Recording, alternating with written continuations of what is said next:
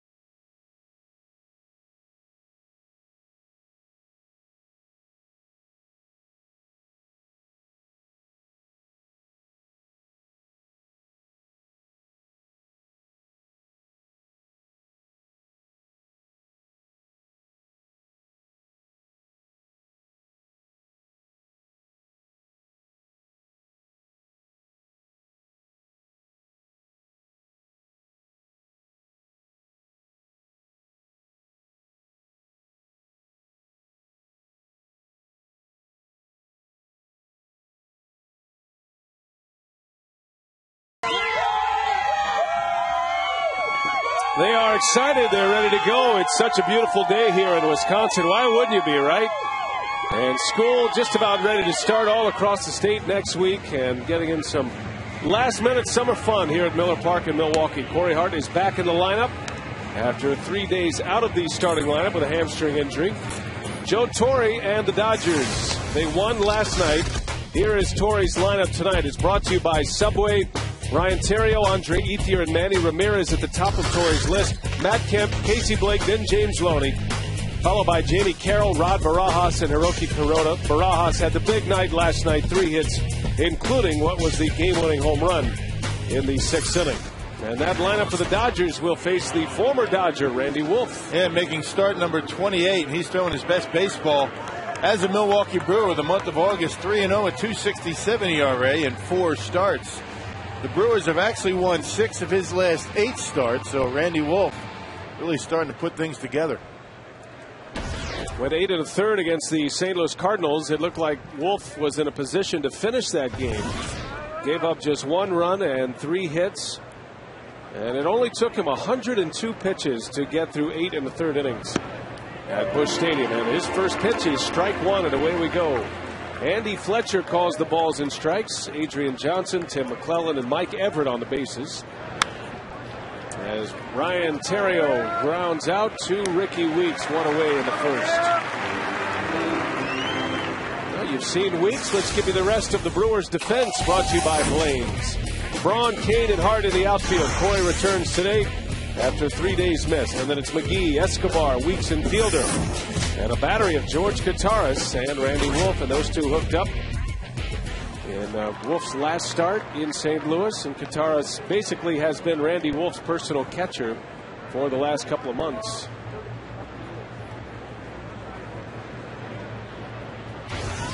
Andre Ethier batting second once again.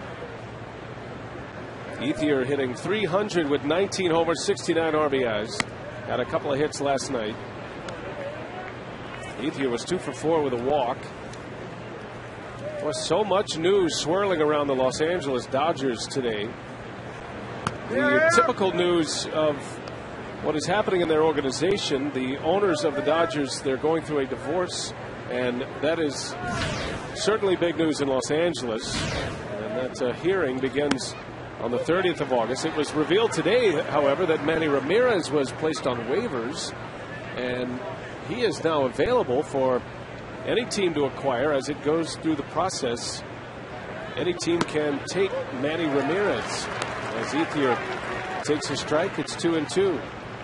And our Carsoup.com email the booth question tonight from Bo in Pewaukee: is Manny Ramirez going to end up with the White Sox? The White Sox and the Tampa Bay Rays are the two teams that have been mentioned the most as far as where Manny Ramirez might end up. Keep this in mind, though: Manny Ramirez has a no-trade clause. Well, both of those teams, you know, you talk about the White Sox and Tampa Bay in a pennant race. The White Sox 3.5 behind the Twins. And he would certainly fit in well in any lineup. Well, Ethier strikes out for the second out of the inning, and here comes Ramirez, who has played in about half the games for the Dodgers this year. He has been off and on the disabled list with a calf injury. It's just interesting that Ramirez, who certainly knows that he's been placed on waivers and is now available to other ball clubs, he is playing for the Dodgers tonight with that understanding and that no trade clause in his pocket as well. So he can decide where he wants to go, if he wants to go anywhere at all. Yeah, he just say, you know what, do all the talking you want, I'm not going anywhere, and that's exactly what would happen. But it was a lot of fun watching the folks in the press box wondering if Manny was going to be pulled from the starting lineup, if Manny was going to be traded somewhere. And I would guess that Ramirez would like to go to a pennant contender. I would imagine that is something that would inspire him, you know, for the last 6 weeks of the season. Now you see the numbers down dramatically from his big season of 2008 when it came to the Dodgers, and really gave him a late lift in that season. Dodgers went into the postseason in 08 with a new look lineup that year. Los Angeles returned to the postseason last year. One of Manny Ramirez's former teammates, Johnny Damon, went through a very similar process last week, and Damon, playing for the Detroit Tigers, actually turned down a trade to the Boston Red Sox. So he wanted to stay in Detroit and continue on the process there with the Tigers. And no trade clause makes things very difficult on organizations, and all the speculation swirling around. And he may very well get pulled out of the game tonight. Who knows? But it's going to be Ramirez's decision.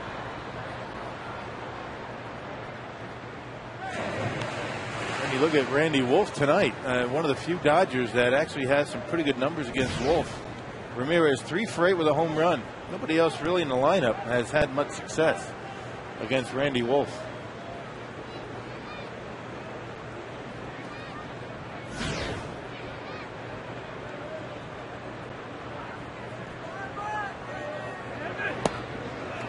And Ramirez draws a walk. So a 2-out base runner. We had a chance to visit with Randy Wolf about facing his old team. still doing a lot of homework on these guys and trying to know their weaknesses and their strengths. And the main thing is throwing strikes, getting ahead of guys, and mixing speeds. That's the key to any team. And when the game starts, you know, they're no longer my former teammates, the team I have to beat. So that's the only way I could look at it. Now, Randy Wolf, a Los Angeles native, still lives in Southern California. Grew up a Dodger fan. And it's interesting that he would have to do so much homework on these current Dodgers. You'd figure he'd spend an entire season with the team. He'd know them well, but you don't really pay attention to strengths and weaknesses when they're your teammates. You're preparing for the opponent every night. Yeah. Well, this is Wolf's 10th start against the Dodgers. Of course, all that happened before he was a Dodger. First start this year against LA, and he's 3-2 at a .339 earned run average. So pretty good numbers for Wolf against the Dodgers so far. And Wolf pitching as well now as he has all year. He is in a really good stretch. We mentioned it in the open. His last 5 games have all been very good starts. The worst start of the bunch in the last 5, a 6-inning, 4-run effort against Arizona where he picked up the win. And the funny thing about that start, he gave up the 4 runs. A season high in strikeouts that night, 8 strikeouts, but he did walk 4 batters. Other than that start, he has been throwing an awful lot of strikes. Well, Randy Wolf strikes out Matt Kemp, a couple of strikeouts in his first inning. And a good start for Randy Wolf. Now the Brewers coming up against Hiroki Kuroda.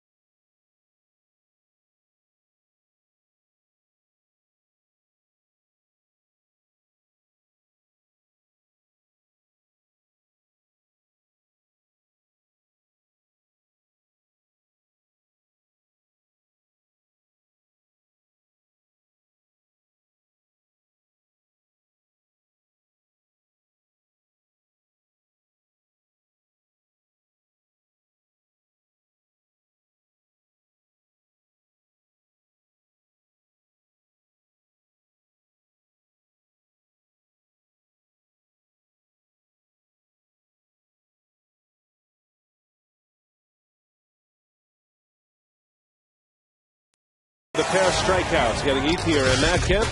And now the Brewers ready to go against Kuroda. Here's the lineup brought to you by Subway. It's Weeks, Hart, and Braun at the top of the order. Fielder, McGee, and Kane in the middle. Check out Casey McGee's numbers. His last 13 home games. That includes that 9 consecutive hits run he was on. And then it's Escobar, Kataris, and Wolf rounding it out against Hiroki Kuroda, 35 years of age. His 3rd year as a Los Angeles Dodger. It's a contract year for him as well. And a guy who's actually been pitching very well despite the 8-11 record. Yeah, since the All-Star break, he's got a .260 ERA in 7 starts, and opponent batting average is just a little over 200. But he has not picked up a win since July 22nd. That came against the Mets at Dodger Stadium. He is a command pitcher. He rarely gives up walks, just 38 walks all season for Kuroda. From Osaka, Japan, he spent 11 years pitching in the Japanese leagues. Pitched for the Hiroshima Carp before the Dodgers signed him prior to the 08 season. Signed him to a 3-year deal, and he's in the final year of that contract. Kuroda has been a tough luck loser. 2.14 earned run average over his last 3. And an opponent batting average of just 173. And look at the strikeouts to innings pitched. Not necessarily known as a strikeout pitcher, but he's been able to pick up a few lately. And as you mentioned, he very rarely walks a batter. He's allowed a little over 2 walks per 9 innings, and that's 9th best in the National League. So you go up there, you feel you're going to have to swing the bat, but he falls behind Ricky Weeks 3-0. And you can see the kind of movement Kuroda features, and that's what the Brewers were talking about today during batting practice. As Ricky Weeks says, you got to see it up. You got to make sure that sinking fastball is up in the zone before you swing at it. Bangs that one right back up the middle. Terrio is there, and Weeks is retired. So the defense figures to be busy tonight with Kuroda on the mound. It's Ramirez, Kemp, and Ethier in the outfield. An infield of Casey Blake, Jamie Carroll, Ryan Terrio, and James Loney. And a battery of Rod Barajas catching Hiroki Kuroda. The Barajas' first turn against Kuroda made his Dodger debut yesterday. He's catching Kuroda for the first time as Corey Hart is back in the lineup tonight.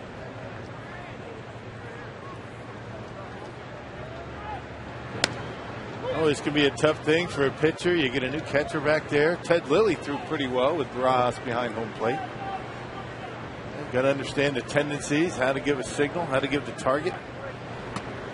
All this brand new between the battery mates here tonight. Well, Barajas made some kind of debut, one of his best days of the year, and it came in a Dodgers uniform.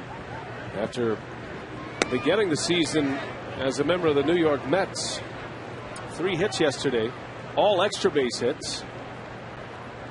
Barajas, with those 3 extra base hits yesterday, has as many extra base hits as Brad Ausmus and A.J. Ellis combined. Those were the 2 guys who were catching after Russell Martin was lost for the season with a hip injury. Yeah, the big 3-run home run that was in the 6th inning. 2 outs, nobody on for Dave Bush. Back-to-back singles. Then Barajas, the number 8 hitter, knocked one out of here, and that was the difference in the game last night. Ausmus has been out of the lineup most of the year with a back injury. Well, he was catching a lot prior to the acquisition of Barajas. 2 balls, 2 strikes on Corey Hart.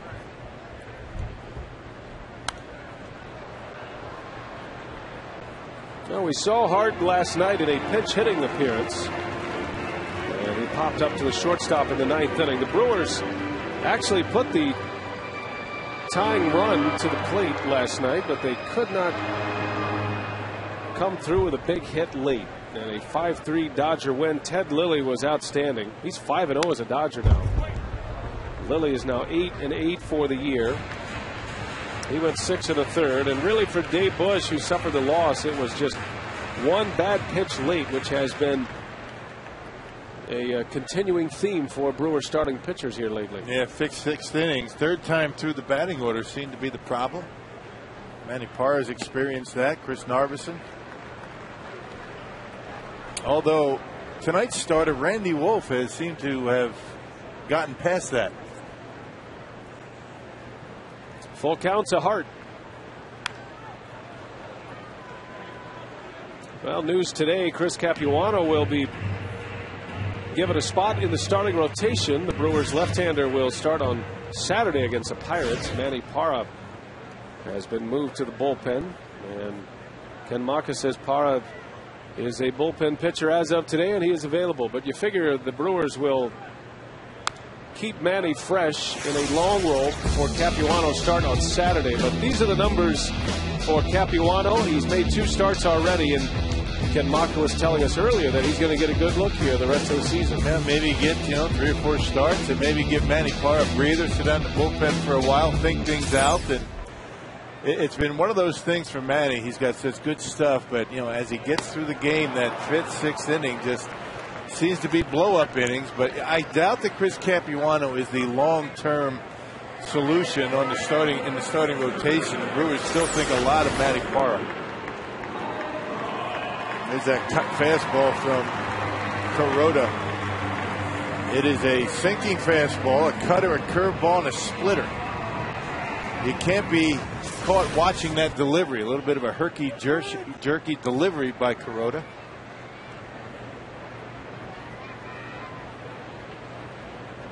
Here is Ryan Braun. He and Casey McGee have been red hot in the month of August.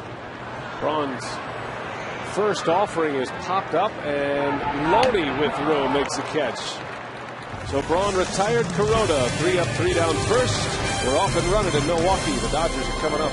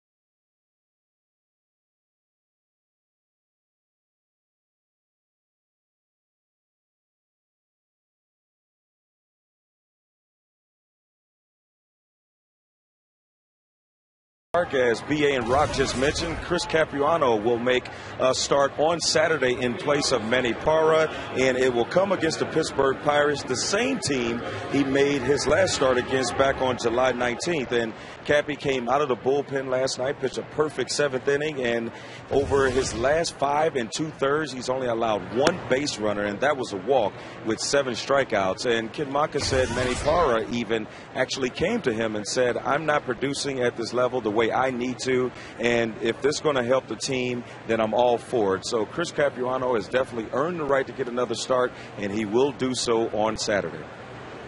So it's interesting that Manny Parra would go to Ken Maka, and I think Manny feels it as much as anyone. He wants to succeed. He knows he has the great ability, and it's just been an enigma. I mean, that's the only way to put it. It's an enigma. You know, even if the organization wasn't thinking about taking Manny out of the rotation, when a pitcher comes to you and says, I think I should be taken out of the rotation, what do? You got to take him out. Right. Because that's where his head is. That does not happen all that often. Well, that said, Manny Parra had pretty good success out of the bullpen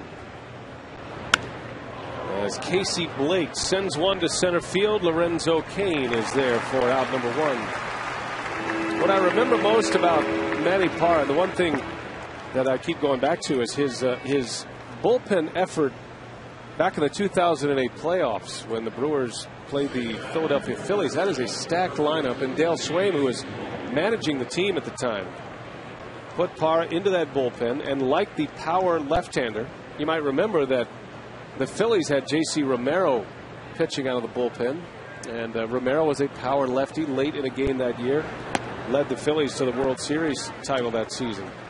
And Dale Swaim made that correlation between Manny Parra and J.C. Romero that, you know, if he can command a little with that kind of fastball and that kind of splitter, he's a guy who can come into a hot situation and get swings and misses and get out of it. Hey, it's only after, you know, hitters see him a couple of times that they really start zeroing in and getting good at bats. So who knows? It might be the birth of a terrific relief pitcher, or maybe he just needs a break in that bullpen to find what he's been looking for. I think that's more like it.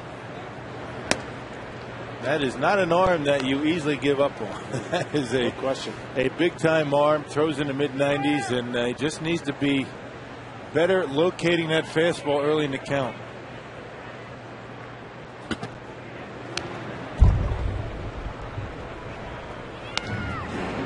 Now James Loney with 1 away here in the 2nd inning. Loney was hitting in the cleanup spot yesterday, and has been hitting cleanup a great deal, especially while Manny Ramirez was out of the lineup. Loney struggled this year against lefties. That was always kind of his calling card, was that he could handle left-handers. But this season, he's hitting just .213 against left-handed pitching. And, you know, he's not that prototypical number 4 hitter. You'd like to have a little bit more power in the number 4 spot in the lineup. He's only got 8 home runs, but none of the Dodgers really have a lot of home run power. That one is ripped to right, and that's going to go to the wall. Corey Hardy will play it off the wall. Loney on his way to second. The throw comes in just late. Loney is in there with a double. Good effort by Corey Hardy. Made it close. I guess better said, a lot of them have home run power, but they haven't hit home runs this year. They're next to last in hitting home runs. So Loney, although he hasn't hit a lot of home runs, gets a 1-out double. Randy Wolf has been very good lately against left-handed batters. He left that one out over the plate, a fastball, and Loney rips it into right field and off the wall. Very close play at second base. Loney might have thought about sliding. So the Dodgers with their first hit, their second base runner.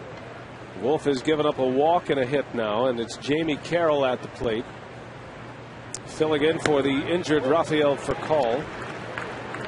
The Dodgers starting shortstop is out with a back injury.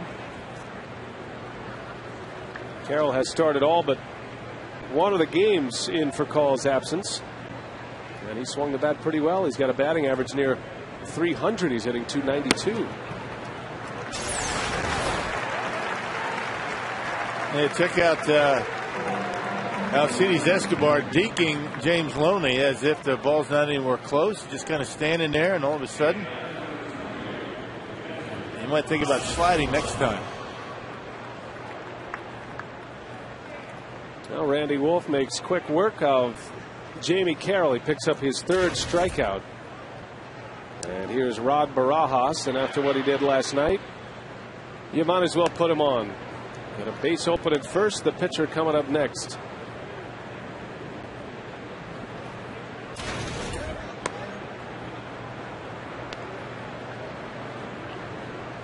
Hey, Barajas last night all over some high fastballs from Dave Bush. Every one of his hits came on either the high fastball or the cutter, right down the middle. The home run was a cutter. And because of that, you just put them on and you go after the pitcher. Hey, if you're traveling this season, take the Brewers with you. Subscribe to MLB.tv today to see every Brewers game live or on demand on your computer. Go to Brewers.com to order and to get more details. Rock and I were watching some games on MLB.tv today. Man, some wild games in the National League today. The Atlanta Braves had a 10-1 lead against the Rockies in Colorado. 10-1 lead after 3 innings, and they lost today. The Rockies came back and they won that game 12-10. And then the Cincinnati Reds and the Giants were in a wild one as well. Cincinnati had a 6-0 lead going to the bottom of the third and let the lead get away. But the Reds would go on to win. They scored a run in the 9th inning to tie it, and then they got a run in the 12th to win it. Joey Votto had a pair of home runs today, now with 31 home runs for the year, and is keeping himself into strong consideration for MVP. Kuroda bounces to Weeks, and the side retired. Dodgers leave a pair. Brewers are coming up in the bottom of the second.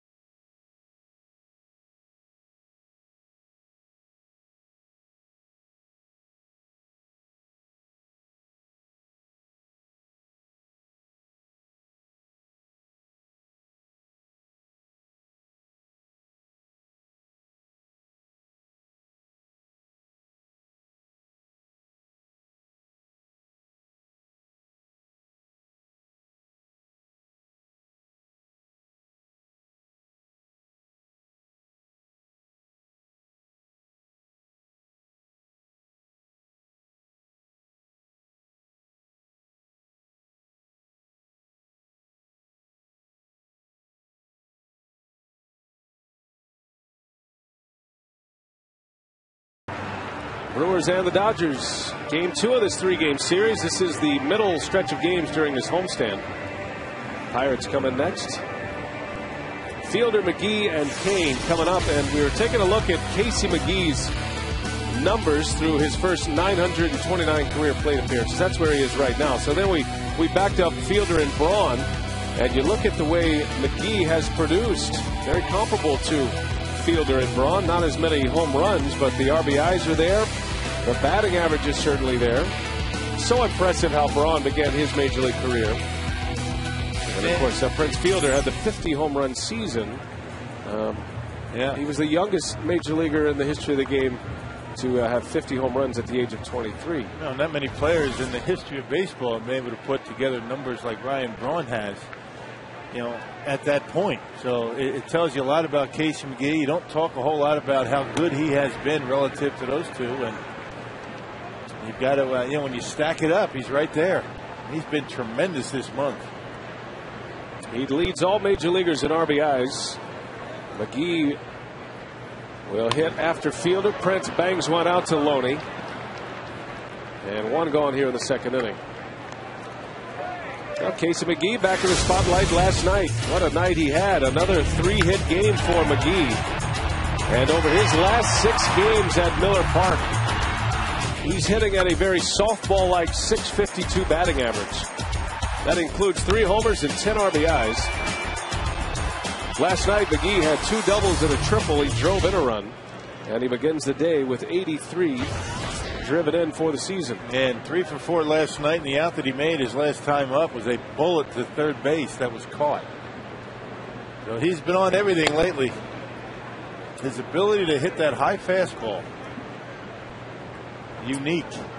Albert Pujols leads the league in RBIs with 92. He's been on an RBI surge as well. And then Joey Votto now pushing 90 with his 2 home runs today. But those are the only 2 ahead of McGee. Big month of August for Casey McGee. He had that run of consecutive at-bats where he had hits. He had 9 consecutive at-bats on the last homestand with a base hit. A new franchise record.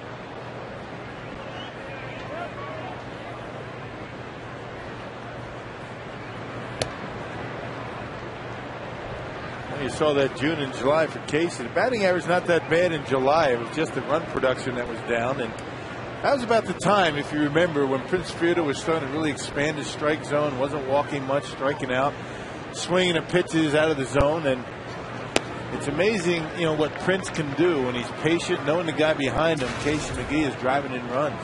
Prince feels as though he doesn't have to do it all by himself. Now McGee made a little bit of an adjustment in his batting stance, just slightly more upright, and he credits Dale Swain with that change at the plate, and that's what's really turned him around here. 2 gone here in the second inning. By the way, if you can't make it out to Miller Park on Friday night for the fireworks after the game, you can log on to foxsportswisconsin.com at the conclusion of the game, and you can view a live stream of the Brewers post-game fireworks here at Miller Park. So we'll bring you right into the stadium. Bill Schroeder will be hosting that event, and we'll give you a great look at the fireworks. Now, they don't have fireworks here at Miller Park very often. Right. Only hope it's nice. Special occasions. Weather permitting. Kind of a back-to-school fireworks spectacular at Miller Park. That won't do you much good if it's raining, right? The roof will be closed. The roof will be closed, and I guess that they don't really do much when they're soaking wet.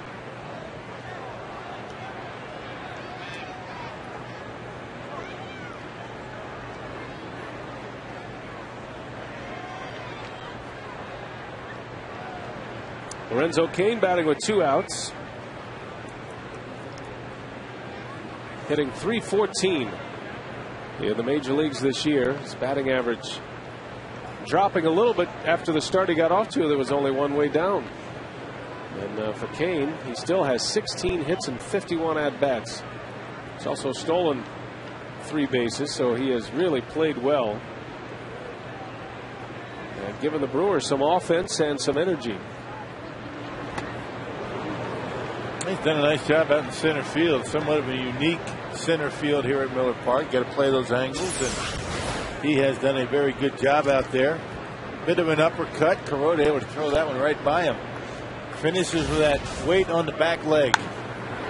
Kane into right field, a base hit.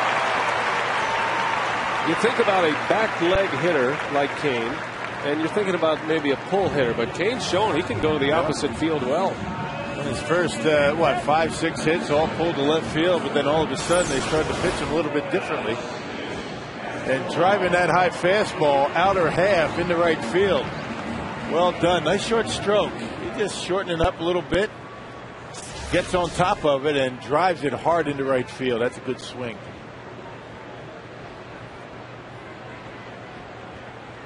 So 2 outs, and here's Escobar. You saw that split for Kane. I mean, he didn't see many to right, but a lot of the hits that were showing to center were actually in the right center field gap. It's only broken down 3 ways: left, center, and right. Well, you got to take it a little bit further. You need a 5-way comparison. It's kind of the way the difference between my scorebook and your scorebook. Because don't you just put left field? You put 7. Hit 7, but I have tremendous mental memory. Yes, you do. You're like an elephant, really. Until the next day, then I don't remember. There's only so much that this sponge can absorb. When you clear the mechanism, something goes in, something has to leave. Where are my car keys?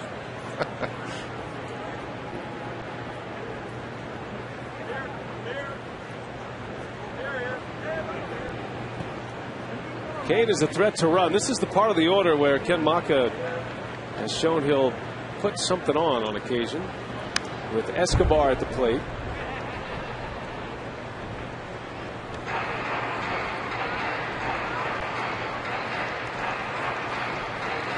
Kane has 3 stolen bases. He's been caught just once. Had 26 steals in the minor leagues this year, splitting time between AA and AAA. Caught just 3 times. How about that for a success rate? Got a good sized lead over there at first base. It's a good running situation for the Brewers.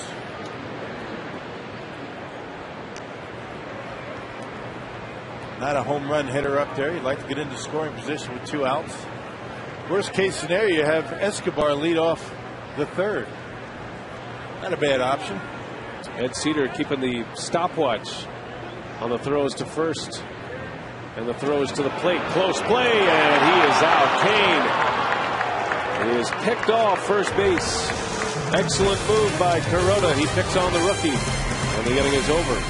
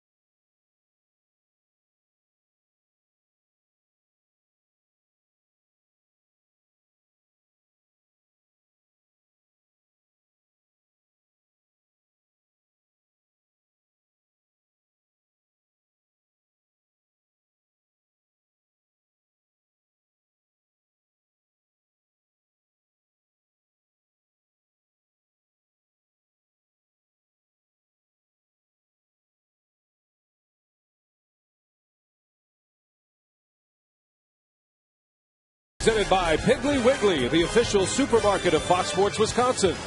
And by Ho Chunk Gaming Wisconsin, your ticket to more.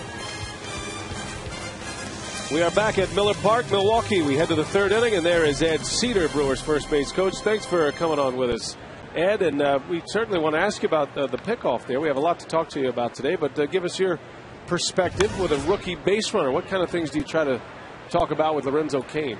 We just went over his move, knowing that it was a pretty quick move, and he's also really quick to the plate. And measure that in with the catcher being just about average. So if he was going to steal, he would have to get a good jump.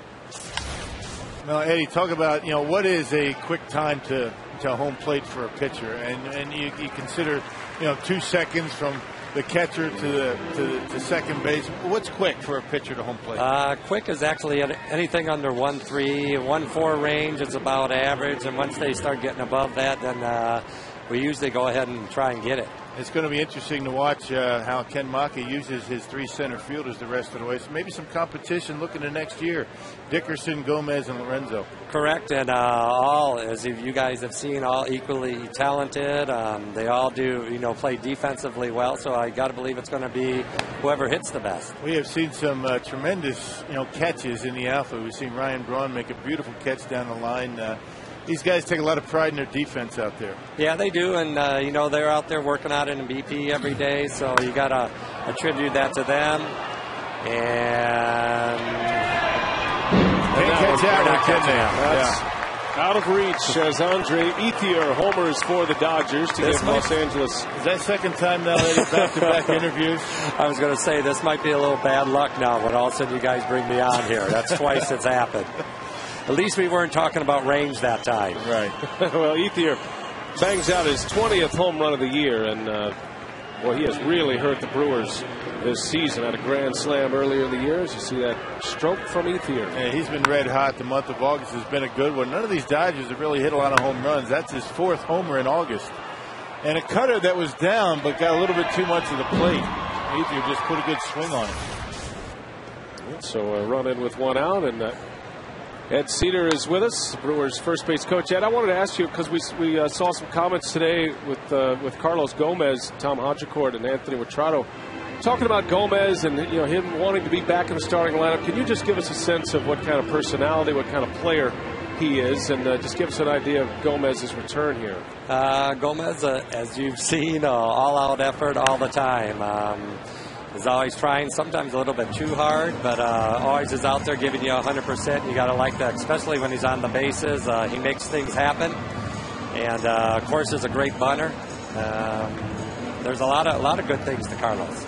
Eddie, we appreciate your time tonight. Thanks for joining us. You're welcome. All right, that's Ed Cedar, Brewers first base coach, and I wanted to get Ed's perspective because as Ramirez goes down the right field line, that is a fair ball. That's going to get tucked in the corner, and Ramirez is into second base with a double, so back-to-back hits. And a home run from Ethier with 1 out, and now Ramirez doubles down the right field line. But back to the Carlos Gomez situation. I read the comments from Gomez in Anthony's blog and his article, and then Tom Hodgecourt followed up as well, and I was surprised because it didn't sound like Carlos Gomez, at least from what we've in our dealings with him. And I talked to Carlos today about what he had to say, and there's a language barrier there, and I think what he meant was he believes in his ability, but at the end of the day, the manager, whatever lineup he puts out there, he wants to be a part of the lineup, and that's any competitor would have that take. He just doesn't have that kind of a tone in him. You can understand how it could be construed as being a bit cocky and not really he wanted to be out there regardless of what was the best for the team, but that's not Carlos Gomez. I mean, he is a guy that will do whatever it takes, and if he feels as though, or Ken Maka feels as though he's not getting the job done, he understands why he's on the bench. He just wants to go out there and play, as does everybody. What do you expect the guy to say? Right? Yes, I want to be out there. I'm a very good center fielder, which he is. Right. Just needs to get on base a little bit more. And he actually said that today. He was talking to us about his offense, and he knows that if he gets on, in his words, if I get on 4 times a game, I'm going to be in the lineup. And that's, as I mentioned, there's a language barrier there, and I think sometimes Not that those guys took it out of context, but Carlos Gomez is speaking. Didn't mean it to sound the way it came out. In English that he knows Right. and what he hears in the clubhouse. And when he says, "I'm the man," that's a positive thing that he feels like he should be in the lineup. Right. So I just wanted to hear from Eddie and hear his thoughts about that. Matt Kemp swings and misses at that big sweeping curveball from Randy Wolf. And it's the second out of the inning. And second time he got Kemp. First time was a fastball that he took. And that's a location that Wolfie has been able to get with that curveball lately. Down and into right-handers, and you keep that ball down, you can even get a little bit of the plate with it, but his location's been good with that curveball lately. So 2 outs. Ramirez out at second, and a 66-mile-an-hour spinner in there against Casey Blake for strike 1.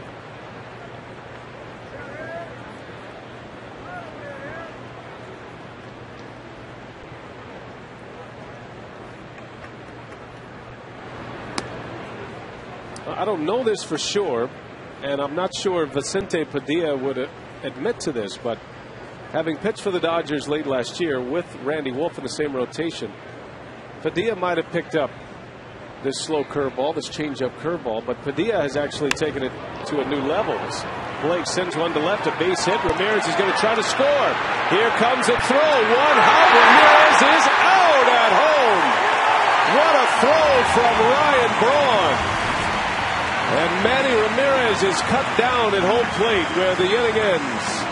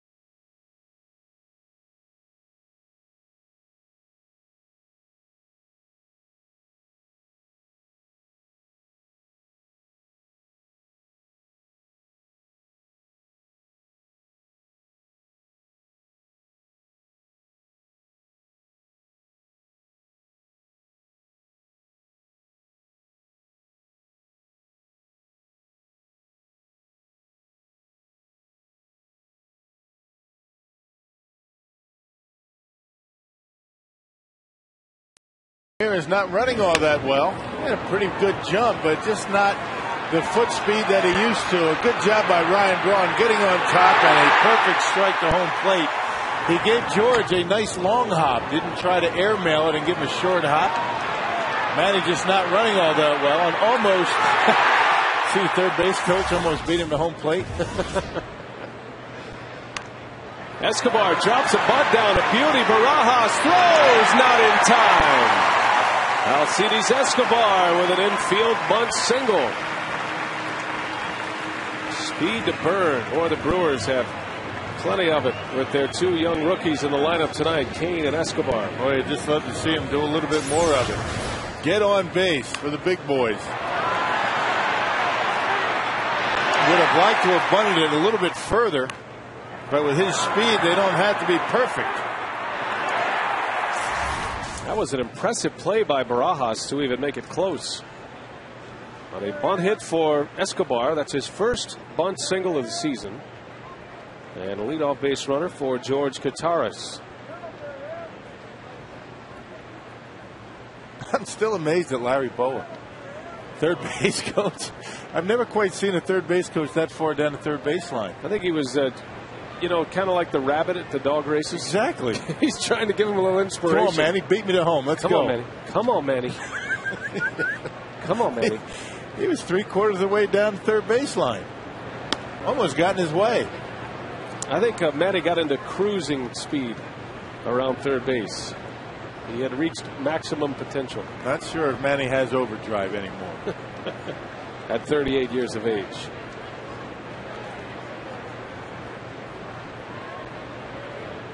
What made you nervous about that throw from Braun? Casey Blake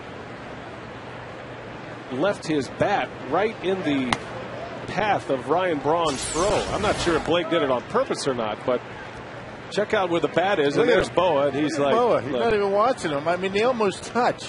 Which makes him out. I mean, you ever see a third base coach that far down the line? Look at him. He's right at the dirt. Oh, Manny. Look at him. Look at Boa. Killing me, Manny. Now, that's what you call being out of the coach's box. He's so far out of the coach's box, he's actually in the batter's box. One of the fiercest competitors of all time in the game of baseball, Larry Boa. Check out Blake's bat on this throw here. A lot going on. You got Manny going, all right, I'll give it a try. Okay. Man, not even close. You can see the bats. And you're right. I mean, if that ball went about another couple of feet, it would have hit the bat. And it's a live ball if the bat's in play like that. A lot of times an umpire will go grab the bat out of the way.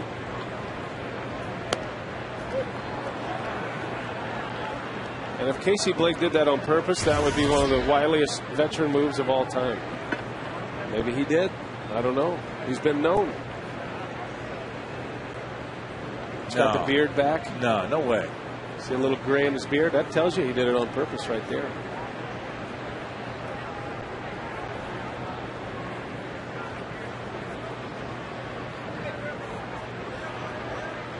Two and two to Kataris as Kuroda checks on Escobar. We were visiting with Ed Cedar last inning, and he was telling us that Kuroda's times to the plate, the stopwatch time, how quick he is to home plate and to first base, extremely quick. He picked off Lorenzo Cain last inning. Going to be tough for the Brewers to run on Kuroda tonight. What's he saying, between 1-1 and 1-3? Blake over to second, the turn by Terrio and a double play. 5-4-3, the Dodgers go around the horn, and it wipes out the leadoff base hit. So you add 1.2 seconds to 2 seconds. The time it takes for the catcher to get it down to second base, that's 3.2 seconds, and no runner can get down to second base that quickly. And an easy double play for the Dodgers. Yeah, the go time, according to Ed Cedar, is somewhere around 3.4, 3.5. It's a guaranteed go if it's over 3.5 seconds. And it's just simple math for first base coaches. That's why they have the stopwatch. They take the time it takes the catcher to throw to second base, which is pretty much universal. It's about 2 seconds. The best in the game throw it down there at about a 1.8, 1.9. You're right. And some of the below average throwers maybe 2.1, 2.2. So that's kind of a standard number. It's really what the pitcher does. So basically, you're never stealing the catcher. Is that what you're saying? I'm saying catchers are innocent. I like it. Innocent. Unless, of course, they throw one into center field or a short hop one. Right. Which ends up happening when a catcher tries to, make up for a big jump. Again, the pitcher's fault. Right. I hear you. Pitchers.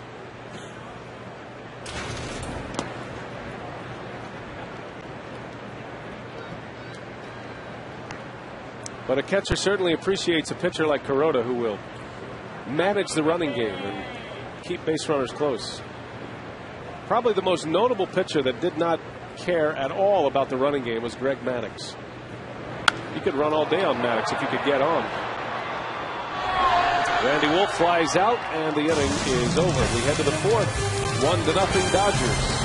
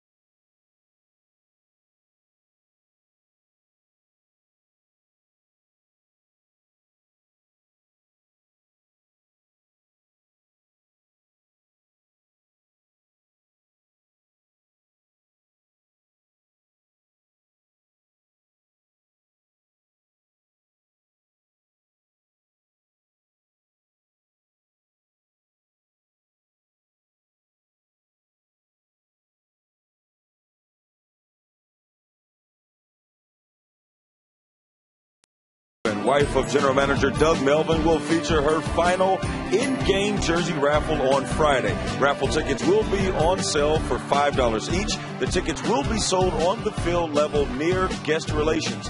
Proceeds from the raffle will support Southeast Wisconsin's affiliate of Susan G. Komen for the Cure Foundation. In partnership with the Brewers Community Foundation, the Melvins have raised nearly $95,000 in support of breast cancer awareness and prevention during the 2010 season. Brian? All right, Telly, thanks. A great story. And Ellen and Doug both do a great job raising money for cancer research, all to benefit the Susan G. Komen Foundation. Randy Wolf back on the mound. Starts his fourth inning here. And facing James Loney. Loney doubled against Wolf in the second. Wolf gave up 3 hits in the third inning. One of those a home run by Ethier. But the final out of the inning came at home plate. Ryan Braun cut down Manny Ramirez to end the inning.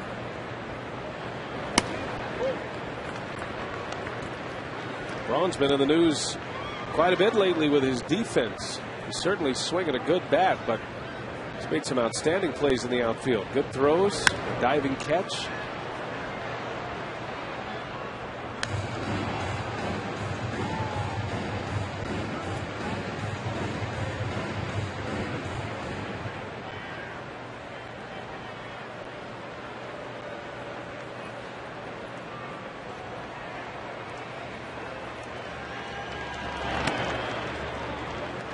Loney's been a big run producer without the benefit of big home run numbers. He has 72 RBIs, just 8 homers.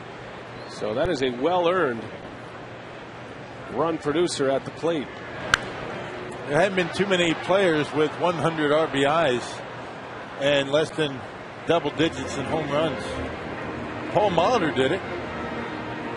Remember the Twins? The Dodgers, as Rock mentioned earlier, they don't hit a lot of home runs collectively. They have just 2 players with 18 or more home runs as Loney bounces out.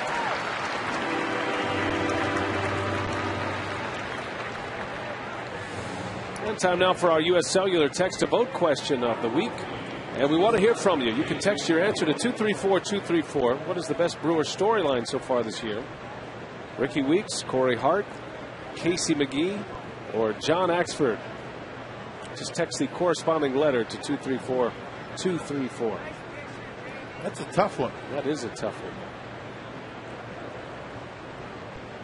Weeks has had a great year for sure, and a healthy year. And it was always said that if Weeks could just remain healthy at this point of his career, a player who was rushed to the big leagues and basically was developed at the major league level, according to his general manager, Doug Melvin. He always expected these numbers from Weeks if he got a healthy season in. And Ricky Weeks has proven his GM correct. A career year for Weeks.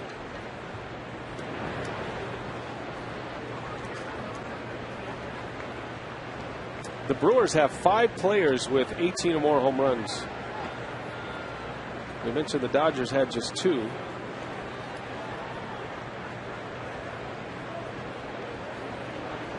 Top 5 in the batting order for Milwaukee, all with 18 home runs or more. And Braun is the low man on that list, which is hard to believe, with 18. The Brewers have 4 in the lineup with 20 or more homers.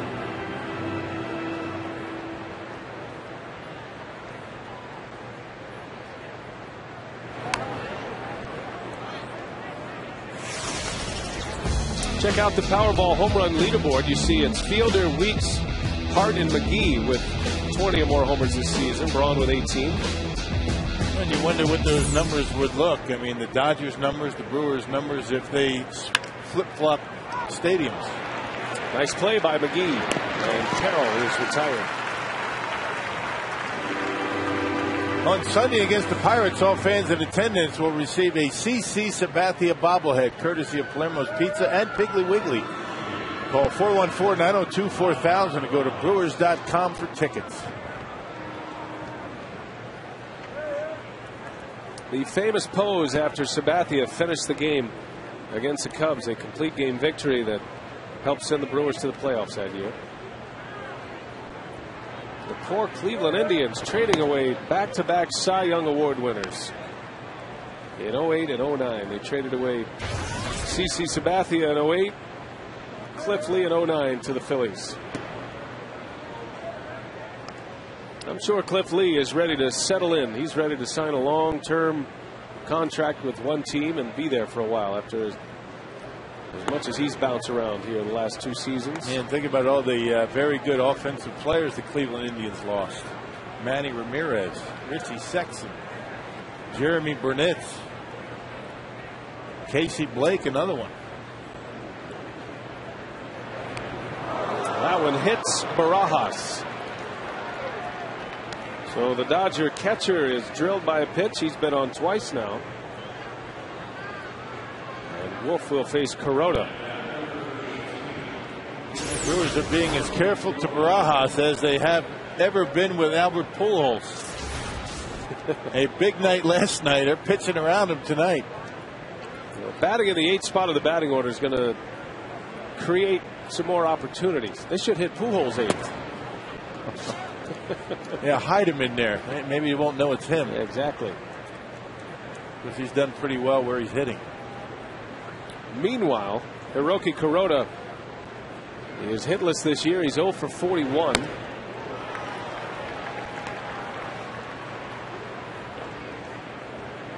Didn't swing the bat much in Japan, as you can imagine. Spent 11 seasons for the Carp of Hiroshima.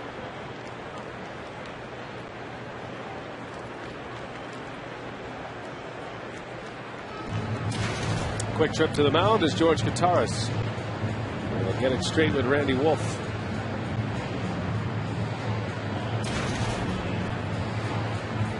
And for a pitcher who is hitless this year, having a catcher go out and talk to the pitcher might be a small victory for Kuroda. Wolf's got it. And the side retired. Nice play, Randy Wolf. He's an excellent defender. Showed you some of that terrific defensive work right there to win the inning.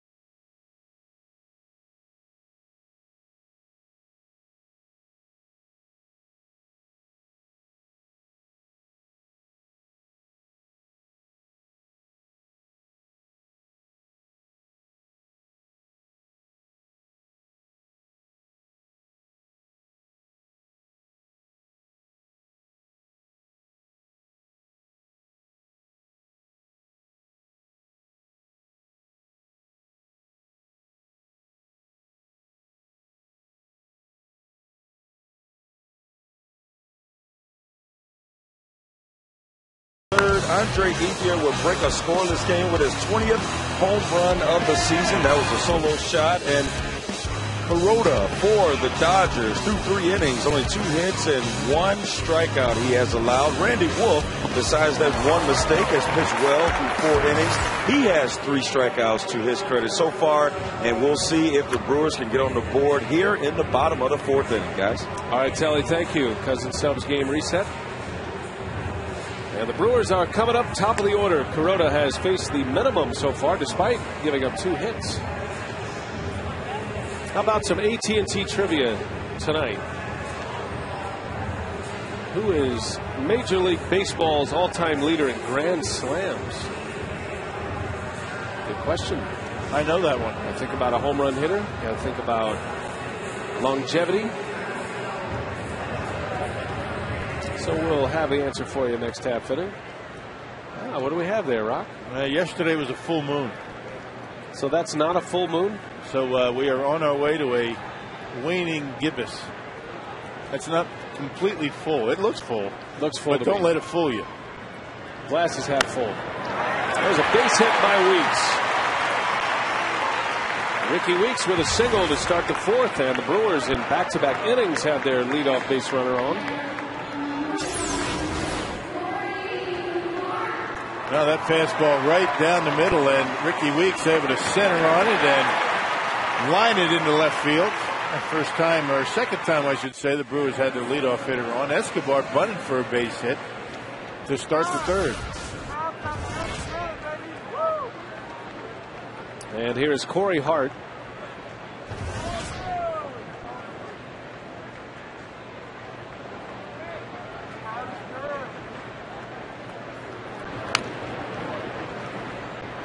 Now Kuroda gave up a single with 2 outs in the second. Kane was picked off that into the inning, and then the single that Kuroda gave up in the third, an infield bunt single by Escobar, was wiped out with a double play.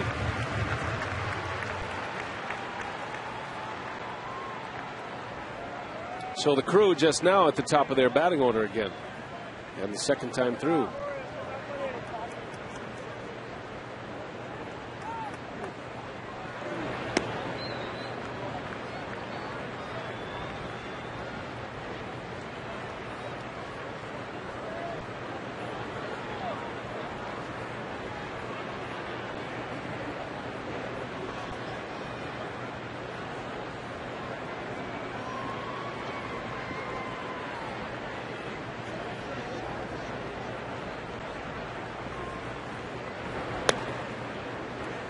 Two balls and a strike on Hart.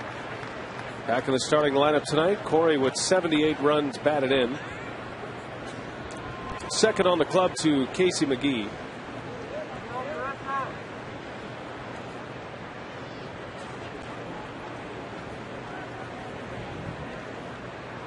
Hart's had a hard time staying healthy here the last couple of weeks.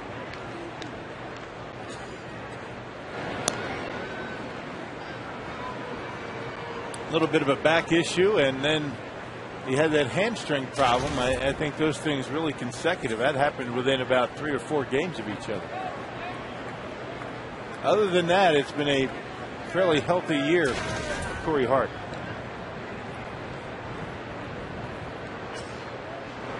And Hart hits one into left center. That's going to go to the wall. And Ricky Weeks all the way around third. He will score.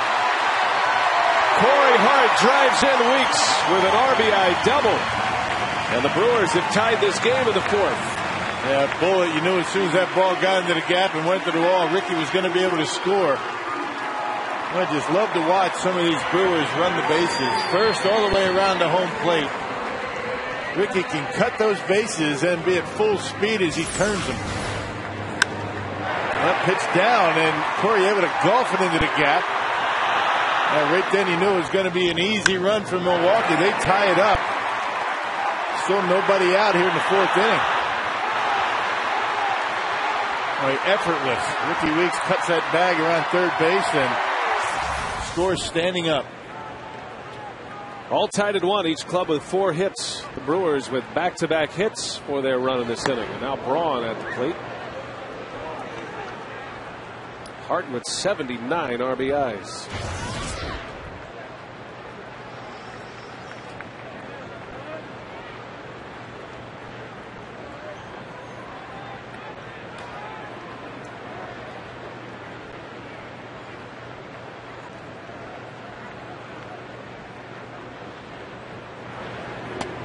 As Braun takes a breaking ball for a strike. Corey Hart has a chance at a career high 4 runs batted in. His best year driving in runs was 08. He drove in 91. He had 20 homers that year. He's already surpassed that mark. He's 1 homer away from his career best. He had 24 in 07.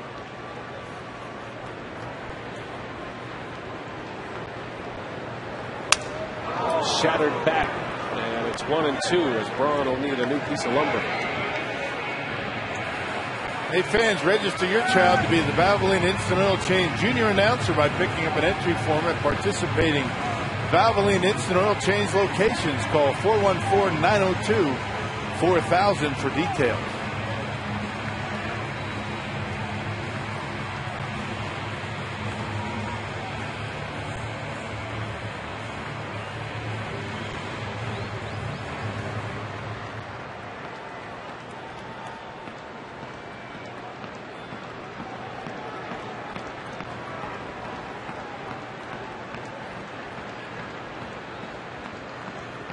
Braun trying to extend a hitting streak. It's a modest 5 games coming into play tonight.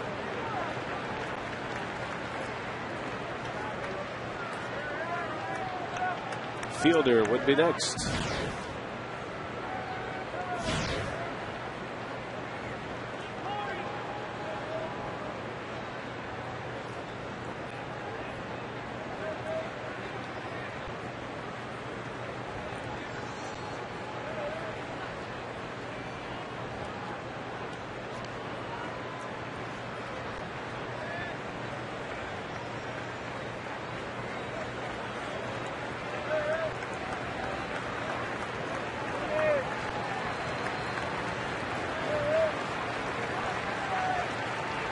And Braun down the line. That's a fair ball. Corey Hart around third. He'll score. Braun into second, and the Brewers have the lead. As Ryan Braun doubles in Hart, it's 2-1 Milwaukee. Yep, not much familiarity for the Brewers against Kuroda. It's only his 3rd game, 2nd start. All of a sudden getting better swings 2nd time through. Much better swings for that matter. Looked like that cut fastball that didn't do a whole lot. Only 86 miles an hour. Right down the left field line, and Corey Hart, sore hamstring and all, able to score. There's still nobody out for the Brewers. 3 consecutive hits. Hey, Ryan's starting to swing the bat well, staying back nicely and keeping that one fair. Extends his hitting streak to 6 games. He drives in a run to give the Brewers the lead, and now Fielder at the plate. A single and 2 doubles to start this inning. A little chopper. Kuroda will make the play. Braun will head to third base as Fielder is retired.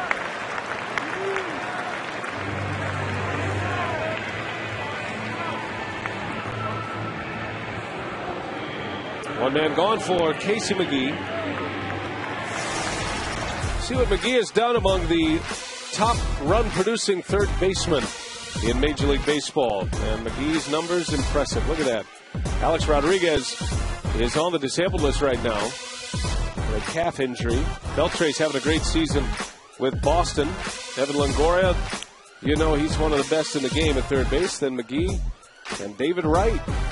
Comparable seasons across the board with batting average, home runs, and RBIs. Yep, a lot of all-stars on that list except for Casey.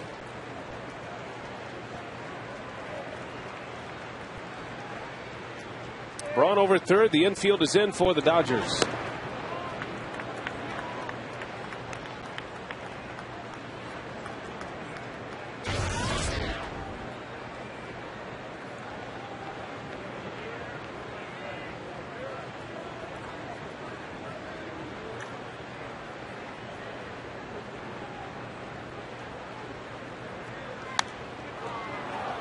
Ball and a strike on McGee. Casey grounded out his last time up. And you got the infield in. The Dodgers figuring that the way they've been swinging the bats this year, even with Casey, the number 5 hitter up, and try and cut down that run, play the infield in. Very aggressive defense this early in the game. Well, McGee's hurt the Dodgers. No secrets here between Joe Torre and Casey McGee. In the air to right, over is Ethier. And he will make the catch. Braun's going to tag. Ethier's throw comes in late. And the Brewers grab another one. So McGee drives in a run. Ethier took the out, knowing the run would probably score. And it plays out that way. It's 3-1 Brewers. Not many guys in the Brewer lineup you'd rather have up in that situation. Man at third, less than 2. Casey very good at making contact, and the reason why he's been able to drive in as many runs is at bats like that, taking it to the opposite field and getting it deep enough to score Brawny. And no way you drop that baseball too early for that. I mean, that's the only way you would do that would be winning run at third base. Kane grounds out to in the inning. The Brewers get 3 runs. RBIs from Hart and Braun and McGee, all started by Ricky Weeks. There's 3-1 Brewers.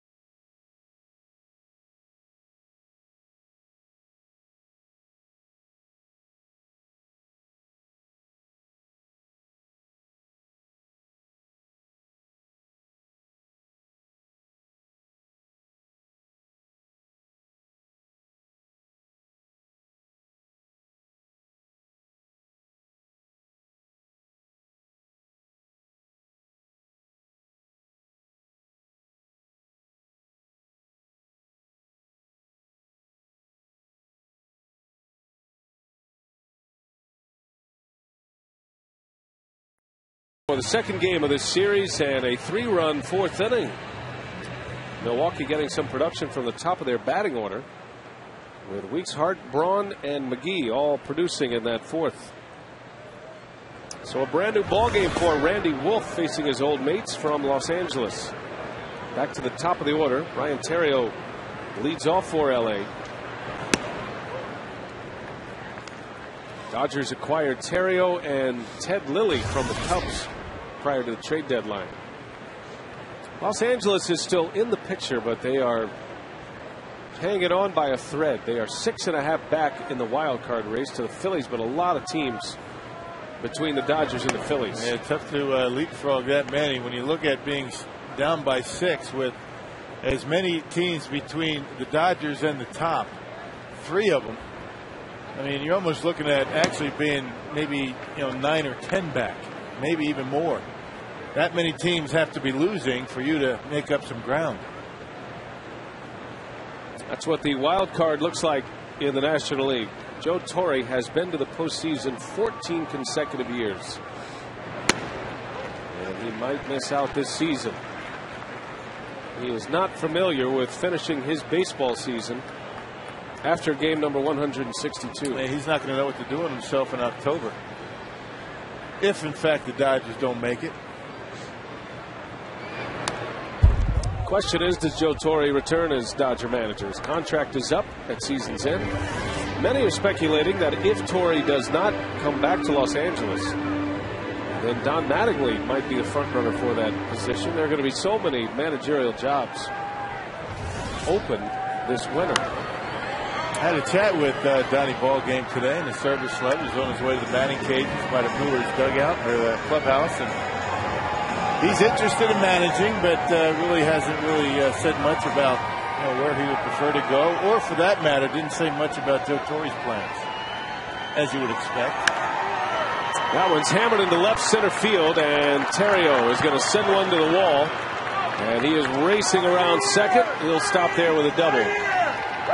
Kane got to it quickly, and it holds Theriot to a leadoff double instead of a leadoff triple. That could play big later in the inning. You know, I know Don Mattingly, we played against each other, Brewers and Yankees, and you know, had I not had my media credential around my neck, he might have answered that question a little bit more honestly. You got to take that credential. That credential really puts up roadblocks when you're talking to players. I keep telling you, you're not media. You're a former player. I just have to wear it. Well, when you wear the credential and the you know, the pocket protector, you don't exactly present yourself like a former major league catcher. You're funny. How'd you pitch Don Mattingly? I just hoped and prayed he hit it somebody. He was a tough out. You know, I talked to Teddy Higuera yesterday, you know, the Bud Selig statue dedication. And you talk about a left-hander that can make a left-handed hitter just look sick. You couldn't do that to Mattingly. Yeah. That one is ripped to second base. Weeks will make the play. But Ethier is retired. Theriot ends up at third base. Didn't Mattingly have 9 consecutive games with a home run? Was it 9? He had 9 in a row? Yeah, 9 in a row. He could hit. Tough out. The best year I ever had at the plate was the year I copied as best I could Don Mattingly's swing. What year was that? That was in high school. Didn't exactly make the headlines. You probably didn't hear about it. No. Donnie ball game. I loved his stroke. Yep. He'd kind of stand in there and then wiggle his way down. A little bit of an open stance. Mm-hmm. Had the eye black working. Yeah.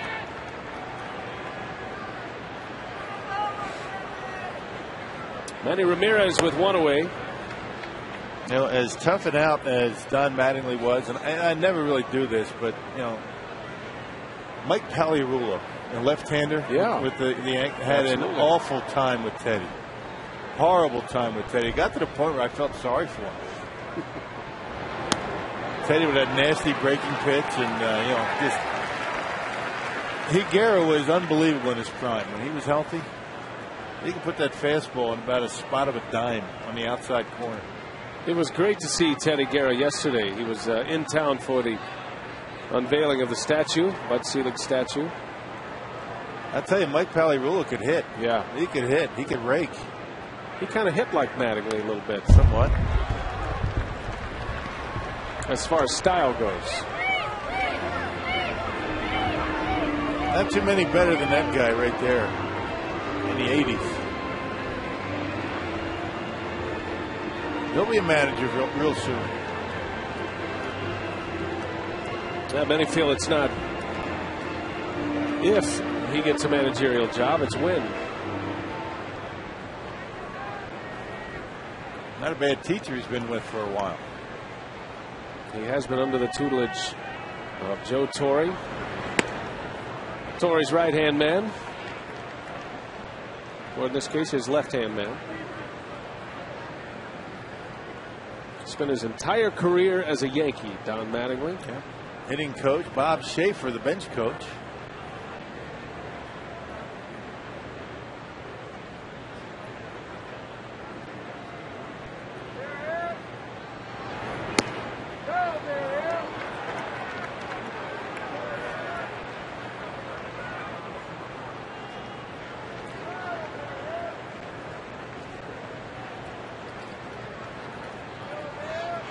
Theriot at third with one away.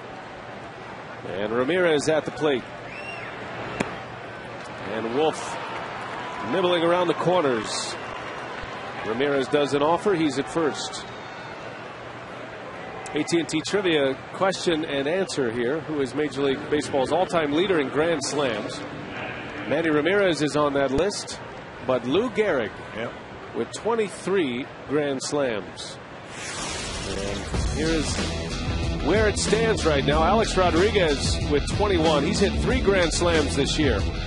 Manny Ramirez has 1. And Lou with 23 career slams. Lou Gehrig, the youngest player to the youngest person ever to be inducted into baseball's Hall of Fame. That's 72 RBIs right there. 23 slams. That's something else.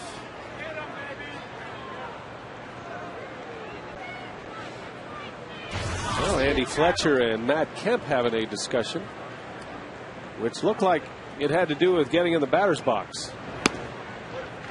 You know what? That's 92 grand RBIs. I'm sorry. I was going to let you help work me it out there. Well, you know, I don't want to be that guy. You know I am when I start adding and subtracting. Deciphering. 92. Just don't want to be that guy. Well, write it down. We're a team here. I can correct myself. There you go. A little late. 92, Rob. I like you work out of your own puzzle. Sometimes I don't know I'm in a puzzle.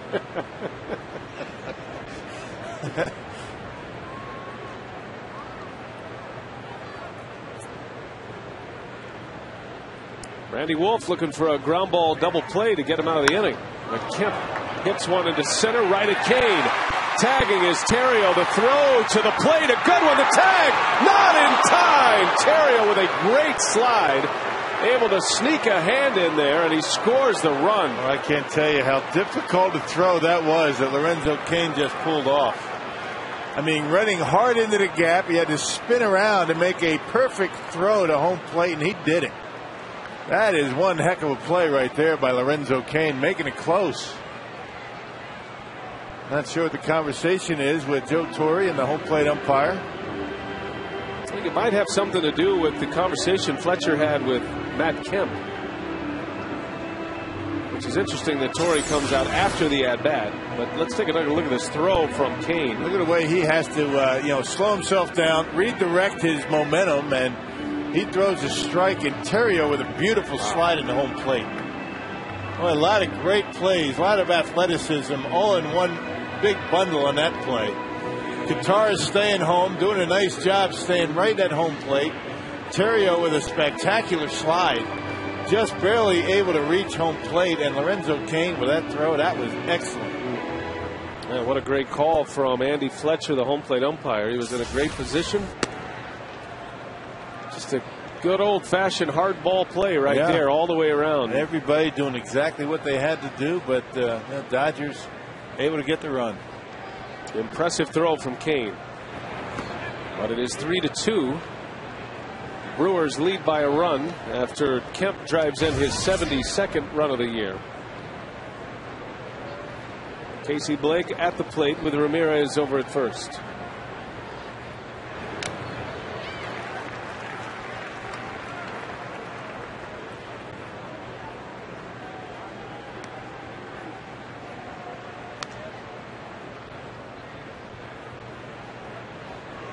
We'll have to keep an eye on Matt Kemp and Andy Fletcher. Those two had a conversation right before that swing by Kemp.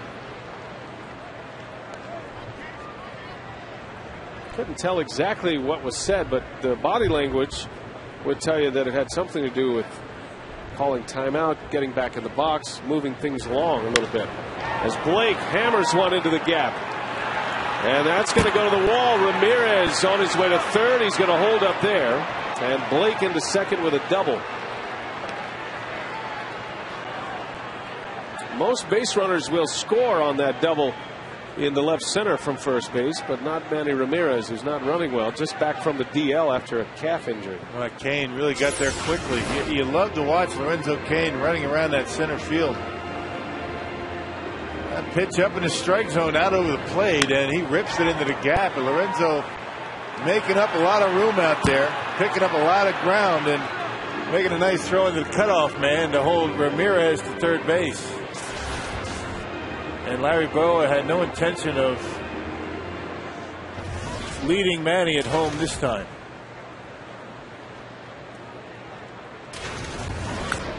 Now Loney taking a big hack at Randy Wolf's first offering.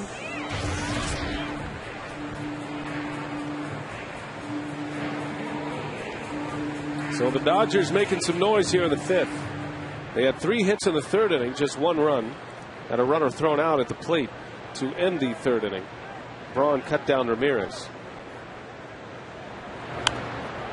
And now 2 hits and a walk in this inning. And another run is in. 3-2 Brewers. All three of Milwaukee's runs came in the fourth. We were talking James Loney, 8 home runs, 72 RBIs. He's 28 RBIs away from 100. Since 1950, only 2 players have been able to do that. Less than 10 homers and 100 RBIs. Tommy Herr and Paul Molitor.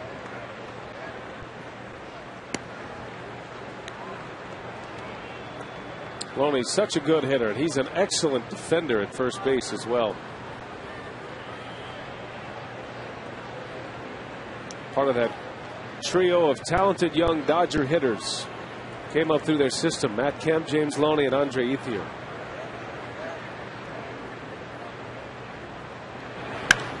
And that one is into left field. A base hit. Ramirez is in. Here comes Blake. And the Dodgers have regained the lead.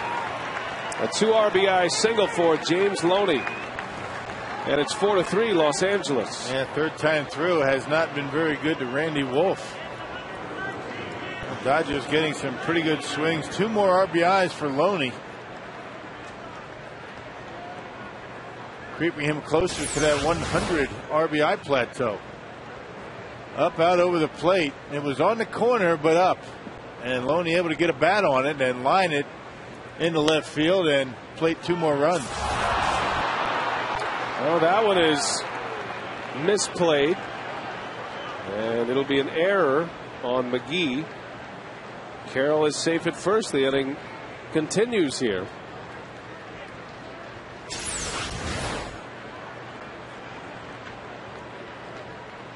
Casey's been so good on, weak ground balls coming in front of him and charging him, making a play. That one comes up on him, hits him off the heel of the glove, and that'll be the Brewer error. They haven't committed too many errors in this homestand. They've had a pretty good defensive homestand. As a matter of fact, that's the first error for Milwaukee on this homestand. First error since the Cardinal game in St. Louis last Wednesday. Now Barajas will hit. Nowhere to put him this time.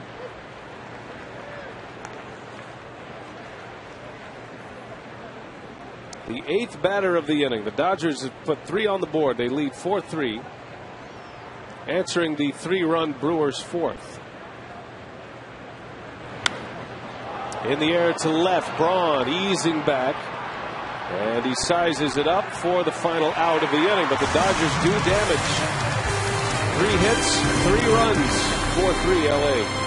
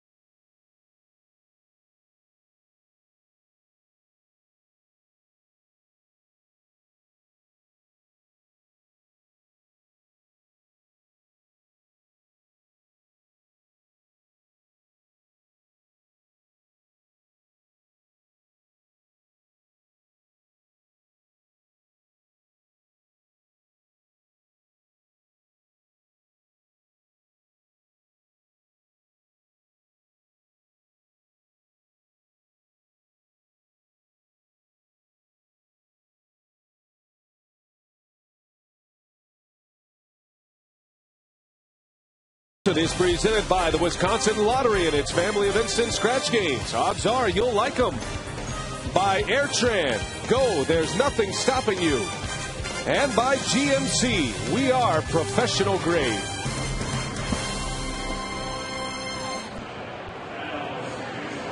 And tonight's time of the game winner is sidetracked in Arpin, Wisconsin. If they call the Brewers in the next 24 hours, they get 40 Miller Lite beer pen tickets to a game this year or April and May of next year.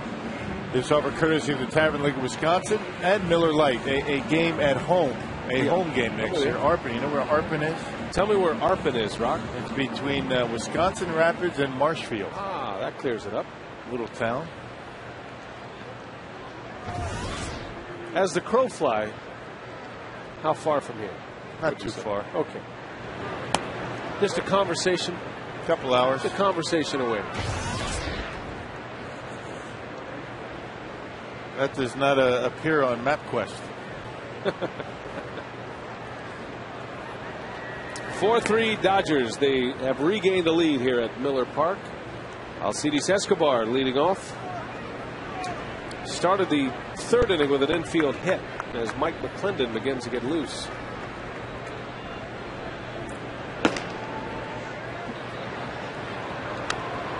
Pitcher spot due up third here. So the night likely done for Randy Wolf. And at this point, he's on the hook for the loss if his offense can give him some runs here.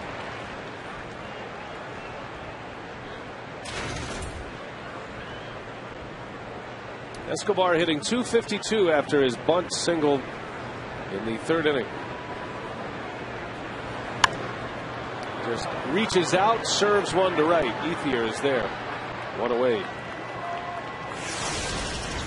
Well, don't forget, it is time to get your registration forms in. Brewers Fantasy Camp. It's a great time.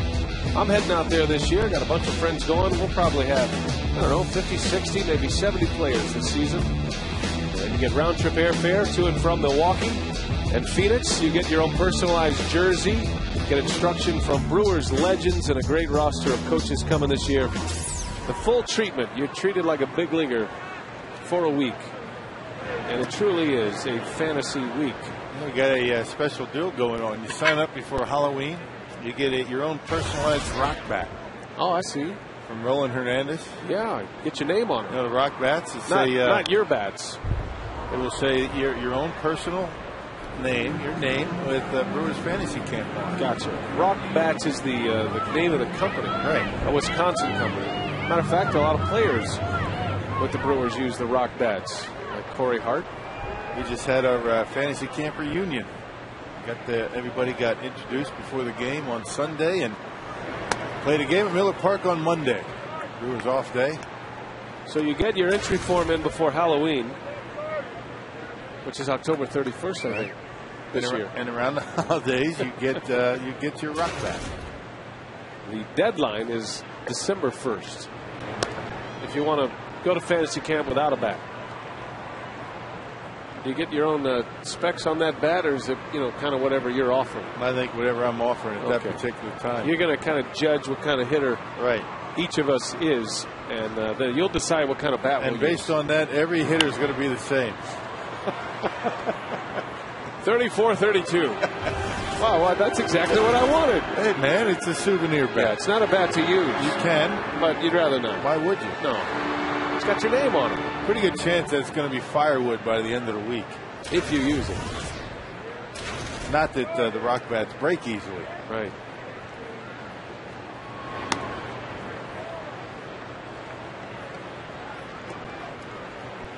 Will you be providing transportation home for the bat? You might have to break it to get it in your suitcase. Right. Well, you're going to get it at home. You're not going to get it in Arizona. Oh, I get it. That's why the Halloween thing is out there. Nice. You get it? You are a marketing whiz. If you towed it down there, you towed it back. And whatever number of pieces it is at the time. All right.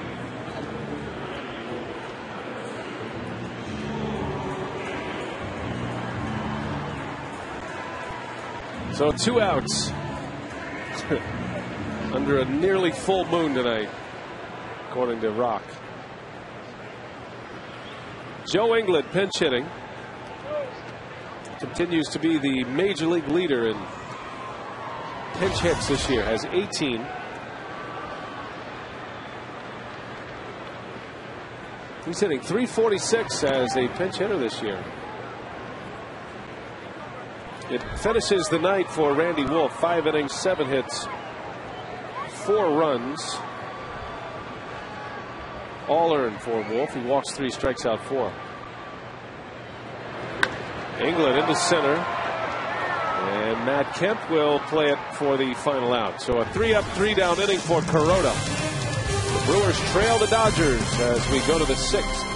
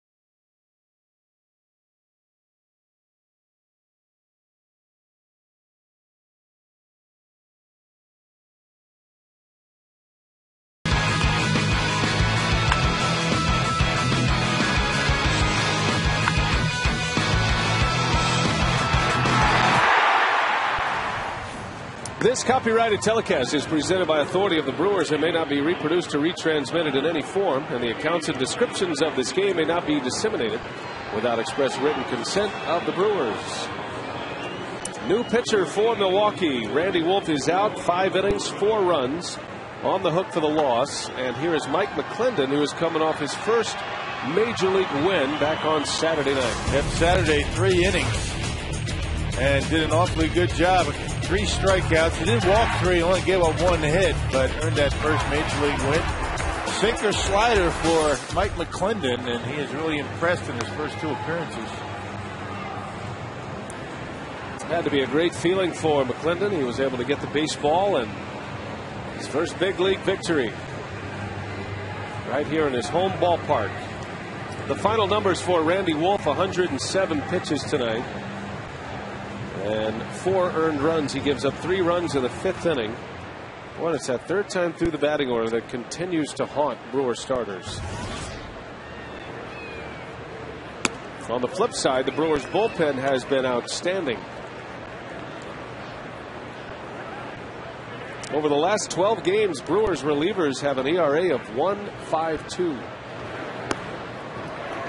And some very good long relief appearances by Chris Capuano and McClendon. Todd Coffey seems to be back on his game. Well, he's been throwing well. Todd Coffey looks good again. Fielder gobbles this one up, and Kuroda is still hitless for the season. Now, the bullpen has been quite a story. Unfortunately, we've seen a lot of them here lately.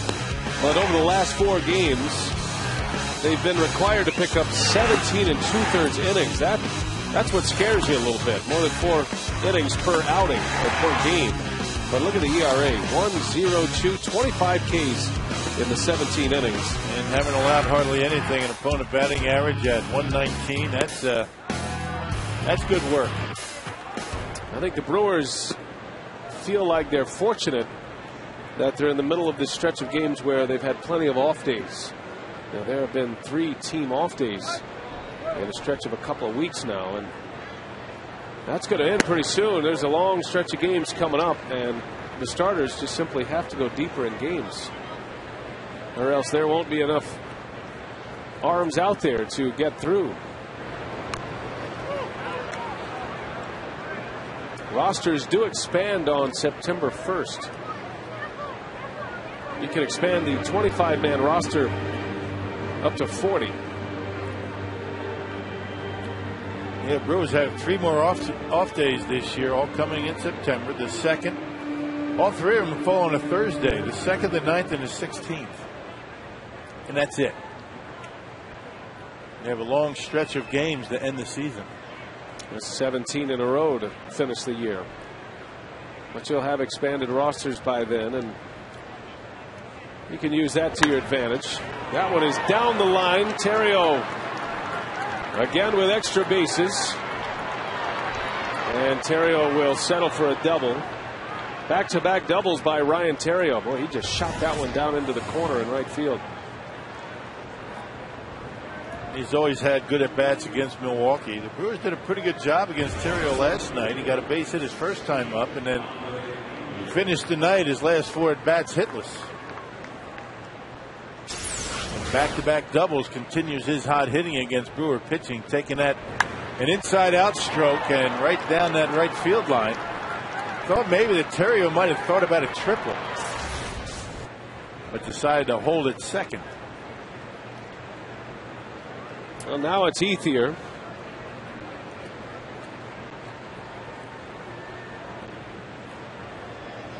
Now, in baseball, fans love their round numbers, and Ethier, with that home run back in the 3rd inning, has rounded out all of his numbers. He's hitting at an even 300, has exactly 20 homers and 70 RBIs.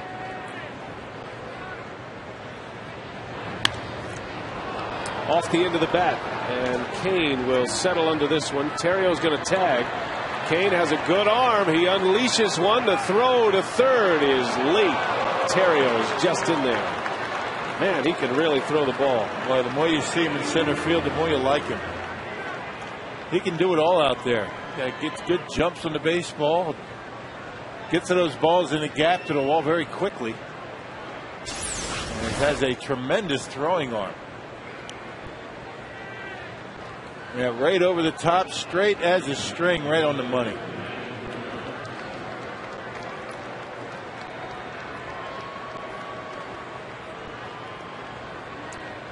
And Larry Boa well clear of the plate at third base. Boa almost had contact with Manny Ramirez when he was trying to score back in the 3rd. Well, this will be something for Mike McClendon here to face Manny Ramirez with a runner at 3rd and 2 away. They started a section at Dodger Stadium called Mannywood out in left field. That one is ripped into the gap. Boy, Manny Ramirez turned that one around in a hurry. Theriot scores, and the Dodgers have added to their lead. It's 5-3 Los Angeles, as Ramirez has yet to be retired. 2 doubles and 2 walks. Well, it just has such a quick bat. And he got a pitch down. Stays inside the baseball so well, down and in, and just drops the head of the bat on it, and they scream out of the reach of Escobar and all the way to the wall. That ball got a foot over Escobar's head and all the way to the wall, and a double for Manny and another run for the Dodgers.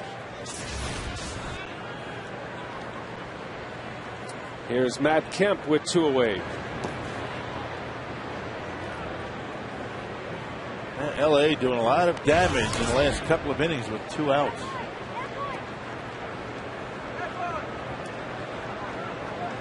Yep, the 3-run 5th inning. 2 of those RBIs came from James Loney with 2 away. Remember, Barajas' home run yesterday came with 2 outs and 2 strikes. That 3-run homer that proved to be the difference in the game. And 3 hits tonight with runners in scoring position and 2 outs in the inning.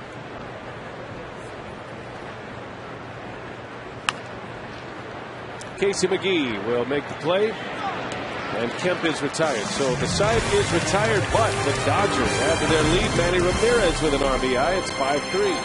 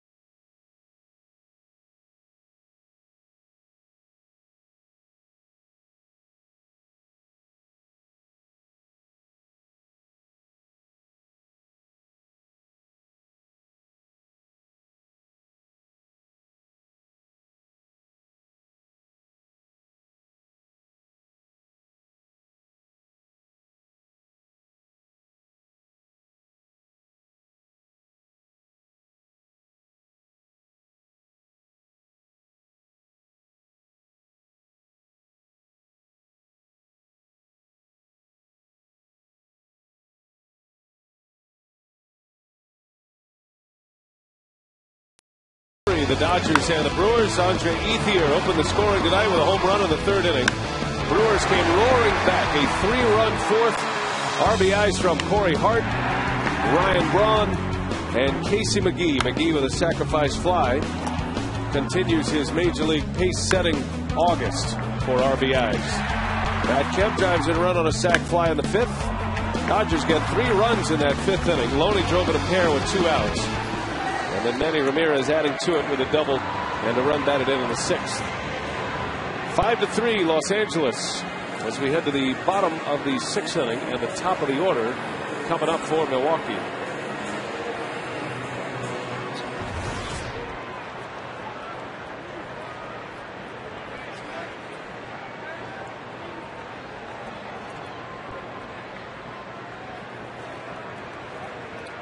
Ricky Weeks will lead off. He singled and scored in the fourth inning. He started the rally for the Brewers in the fourth.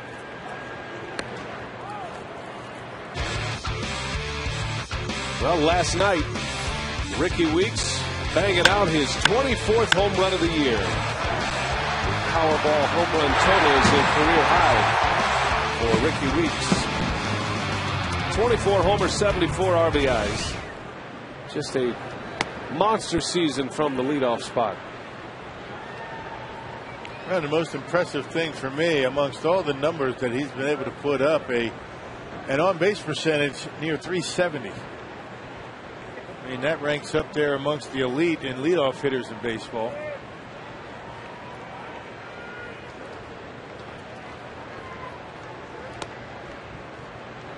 So a good combination of plate discipline, being able to draw the walks, and good power out of the leadoff spot, a rare commodity. You heard Mark Atanasio talk yesterday that the Brewers would love to be able to nail Ricky down with a nice contract, tie him up for a few years.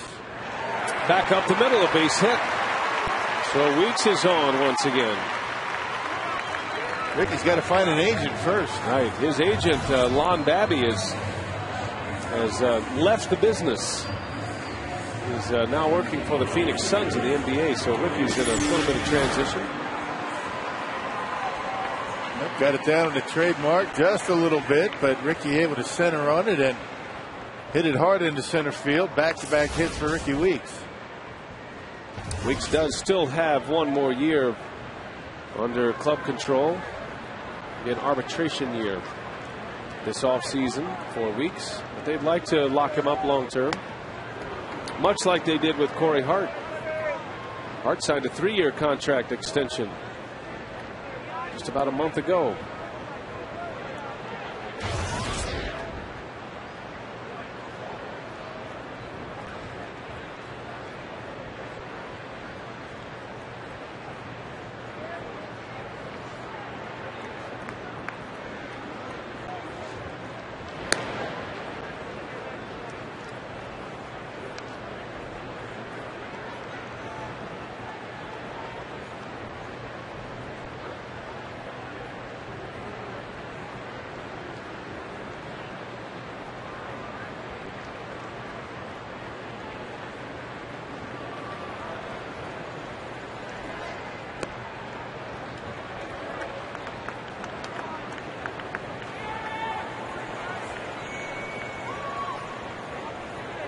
Hart doubled in a run in the fourth.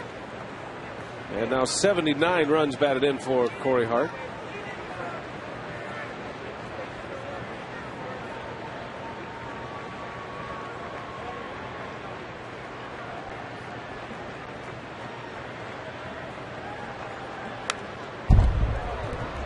Man, had a good one to hit right there. Boy. That fastball up out over the plate, right in the wheelhouse of Corey Hart, and fouled it straight back. Like to have this one back. A very hittable fastball. Might have been up just a touch.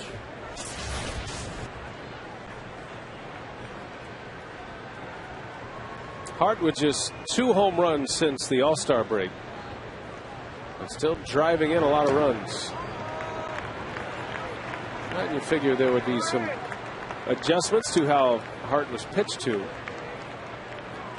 Despite the home run drought since the break. Corey Hart still has been able to put up the big RBI numbers. Got the batting average around 290. Like to stay around that area. Get close to 100 RBIs. Home runs will take care of themselves. A long ball here will tie it up. Hart's last home run was August 1st against Houston.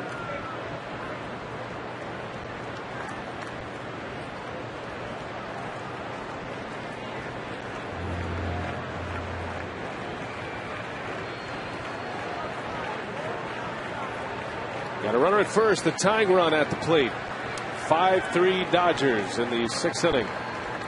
And there goes Weeks, and Hart swings and misses the throw to second. Weeks is in there. Stolen base for Ricky Weeks. Hart strikes out, but Weeks into scoring position.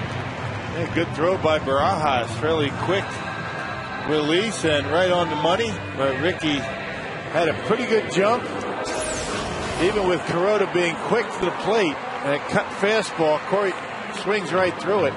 That's a big lead, pretty good jump, and Ricky puts the head down and just able to beat it at second base. And the head first slide, throw a little bit off the mark. Stolen base number 8 for Ricky Weeks. Doesn't do a lot of running at the top of the order because of all the power hitters who hit behind him. Well, now it's Braun with Fielder on deck. The Brewers down a pair in the 6th inning.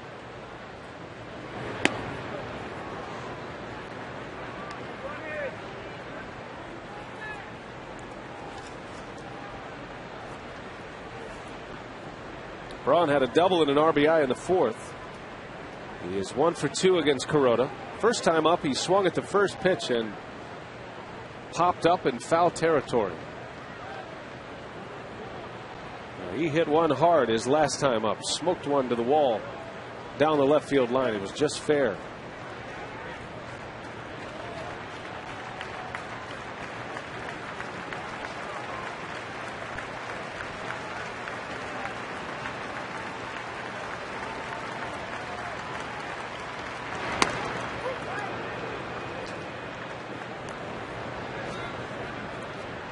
Braun's been able to raise his batting average 20 points in a month, which is saying a lot with the number of at-bats that Braun has accrued throughout the year. You get to this part of the schedule, it's tough to make a jump like that. But he was hitting down in the high 270s a month ago, back in late July. To the right side, Loney, what a play. Kuroda covers, and they get the out. Boy, that saved a run right there. Loney is a terrific defender. And now 2 outs for the Brewers as Braun is put out. Excellent play by James Loney. And Kuroda got over there quickly. He is very quick on his feet. You saw that spin move over to first base to pick off Kane. And the fact that Loney's a left-handed thrower, a much easier play with the glove on the right hand.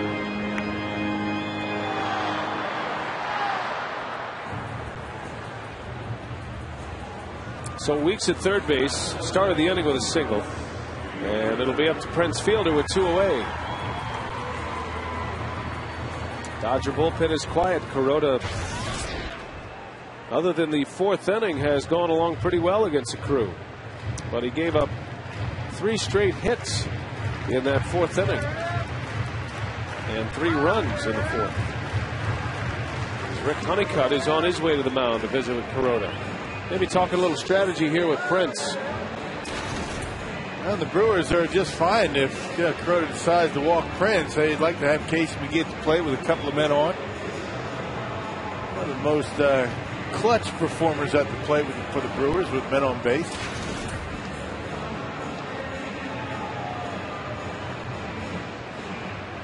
Fielder is 0 for 2, a couple of groundouts against Kuroda.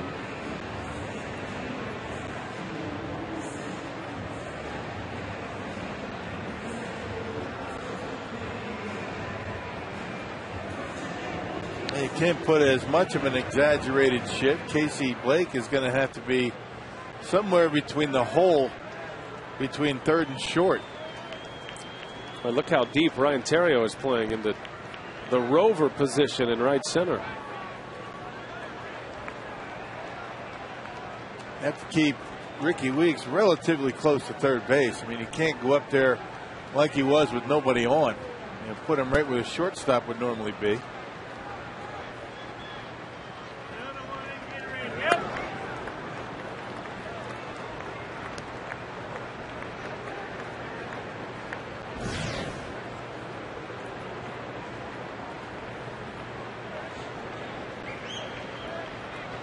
Fielder, the tying run at the plate.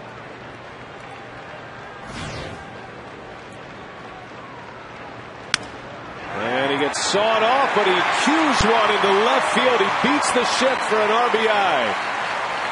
And the Brewers are within a run. And take that. Had the shortstop been where he should have been, or normally he was, it would have been an easy out. Well, the shift will give it, and the shift will take it away.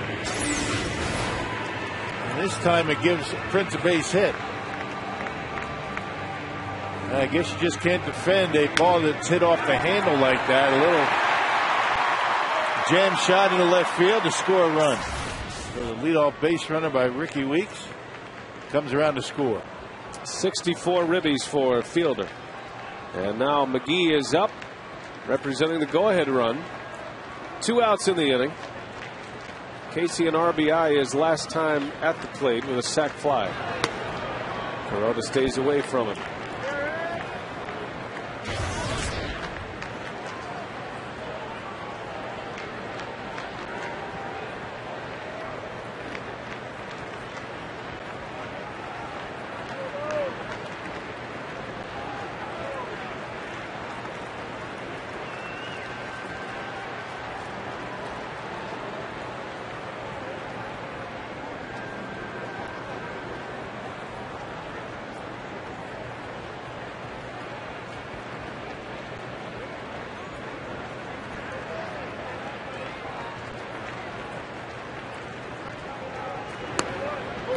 McGee figures to be a good matchup against Kuroda, a hitter who likes to go to the opposite field and has power to the opposite field, and a pitcher who would prefer to stay away from the right-handed hitter.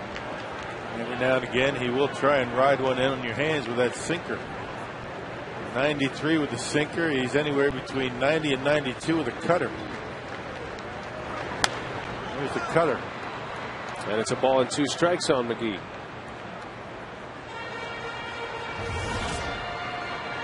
Four runs in against Kuroda.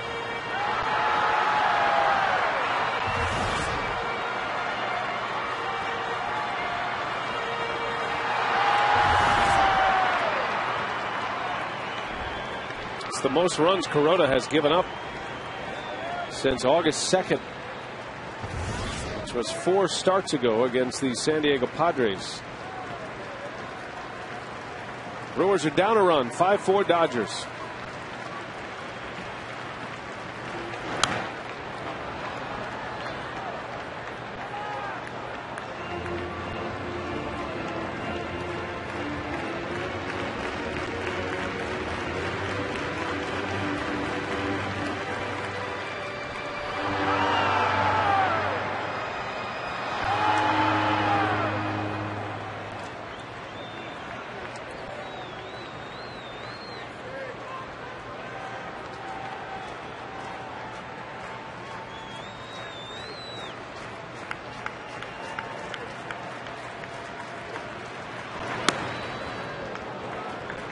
Casey leads all major leaguers with August runs batted in. He added to that total in the 4th. He has 26 RBIs in the month. The franchise record is 32. Gorman Thomas and Cecil Cooper both tied for the franchise lead.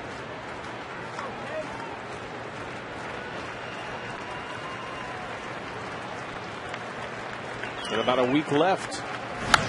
Into right field. That's pretty well hit. Ethier is on the run, and he runs it down. Andre Ethier legs it out to make the catch. McGee gave it a ride. A nice play by the Dodger right fielder. And the inning comes to an end.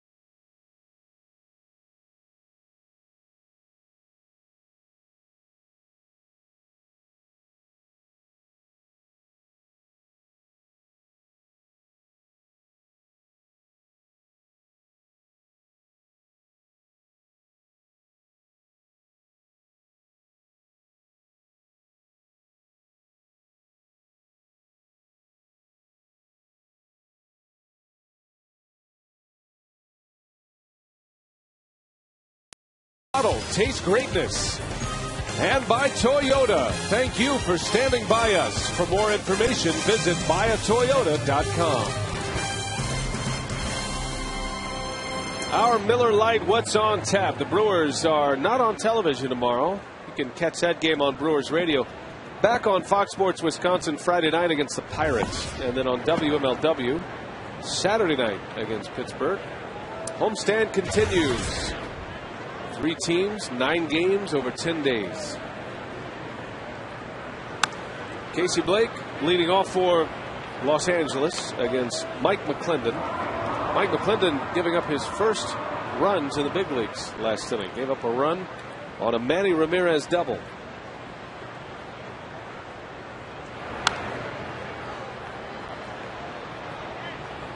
Well, the Brewers chip away. They got 1 back in the 6th. Prince Fielder singled in Ricky Weeks, a 2-out hit for Fielder. And it's a 5-4 ball game in the 7th. 2 3-run innings tonight. The Dodgers had theirs in the 5th. The Brewers had theirs in the 4th. And an easy out for Weeks. Our text question tonight, courtesy of Ho Chunk Gaming Wisconsin, comes from Paul in West Allis. What will the Brewers do with their center field situation for the rest of the season? I think Ken Maka has said that as long as Lorenzo Cain continues to do what he's been doing, he's going to get the lion's share of work in center field. You might see Chris Dickerson in there from time to time. But right now it's Cain's position to lose. If he continues to play, he's going to be in there. You see the numbers for the current center fielders, and Dickerson is a center fielder by trade.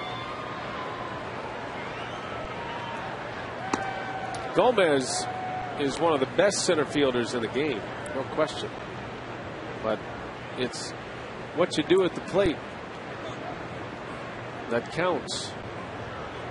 The bat plays. Right off the end of the bat, and Loney is retired. 2 up, 2 down for McClendon. But it will be interesting, and the Brewers are going to get a pretty good peek into what they plan on doing next year in center field. The corner outfield pretty well set with Ryan Braun and Corey Hart. So Lorenzo Cain, Dickerson, Gomez, all going to get a look the rest of the way. Last 6 weeks. This guy's been impressive, though. He really has. He certainly seized the opportunity in the big leagues. Swung the bat well. He's made plays defensively. He's shown a great arm tonight, an accurate arm from center.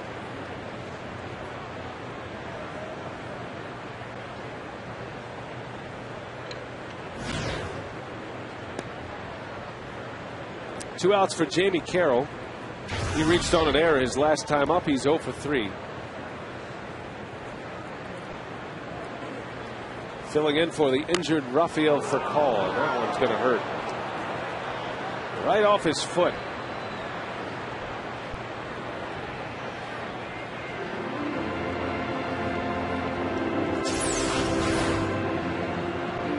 There's that good sinker. Actually got him right on the calf, maybe the inside of the knee. You don't see that very often. Way up on there. Actually the knee. That'll hurt.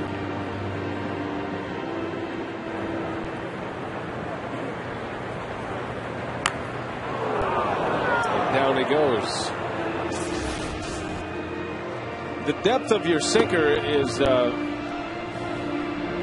dependent on how high up the leg that foul ball goes, right?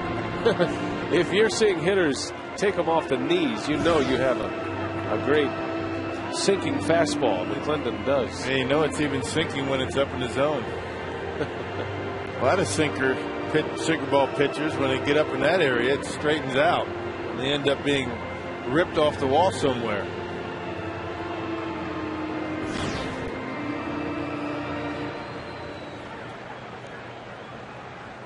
The 1-2 and a strike call. Down goes Carroll. The inning ends.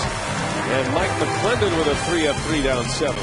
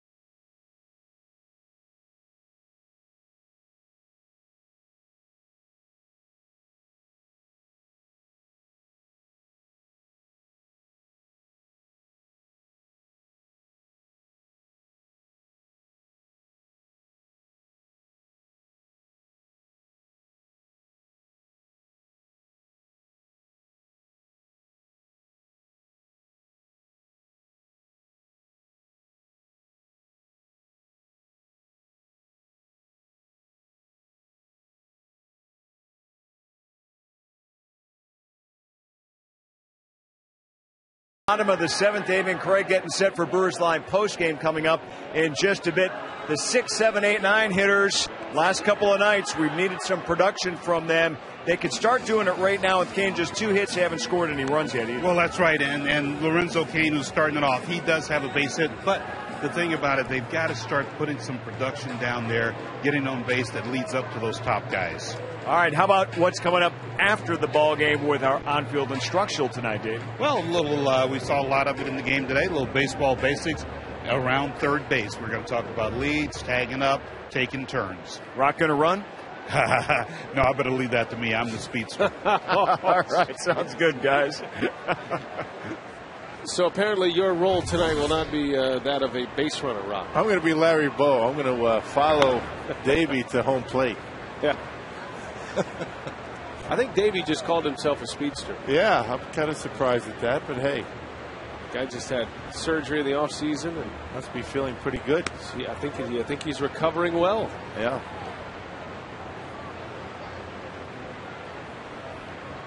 Lorenzo Kane leads off. Craig and Davey are right. The bottom of the order can get something going here for the Crew.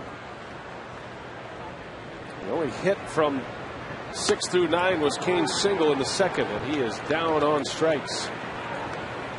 Kuroda, despite giving up 4 runs, is still out there, and he picks up another strikeout. And Ted Lilly picks into the 7th inning last night, and now Kuroda into the 7th inning tonight. A big boost to that bullpen, and a cut fastball off the outside corner. 4 strikeouts for Kuroda, no walks, and remember he went to a 3-0 count to the first 2 batters he faced in this game.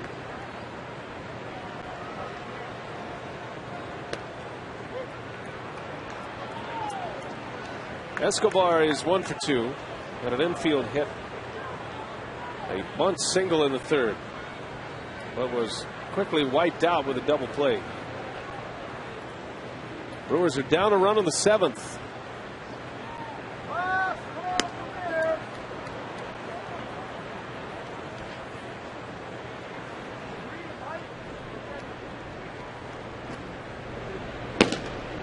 Cameron Lowe gets loose for Milwaukee. And Belisario up again for the Dodgers.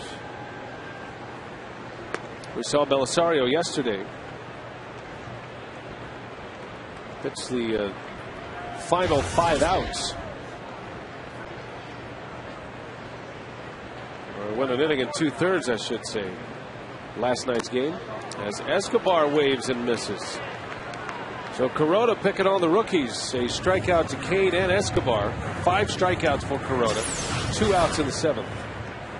There's that split-fingered fastball, and he puts it right off the outside corner. You got Kane on a cutter and Escobar on a split.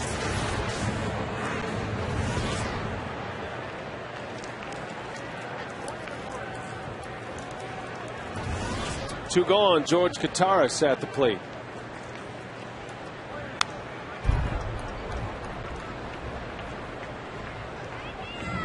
Chris Dickerson has moved into the on-deck circle.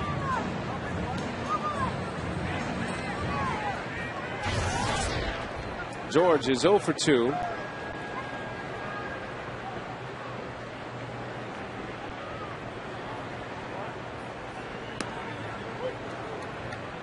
And quickly down, no balls and 2 strikes. But Kuroda trying to put together his best inning.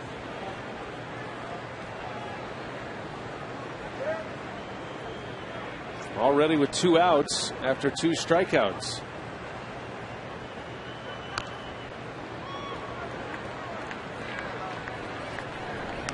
George Sherrill, former Baltimore Orioles closer, loosely in the bullpen. Second year with the Dodgers. Belisario is out there. He's loose. Now Sherrill, just in case the inning gets extended, Dickerson's on deck.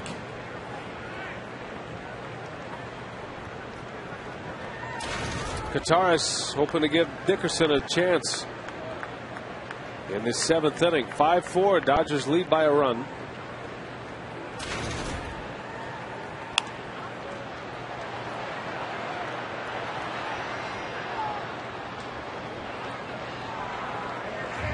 bunch of finals in already today. A lot of games this afternoon in the National League. Marlins beat the Mets 5-4. David Wright homered in that game, his 20th. The Pirates beat the Cardinals. Jake Westbrook took the loss for St. Louis, the newly acquired Cardinal pitcher from the Indians.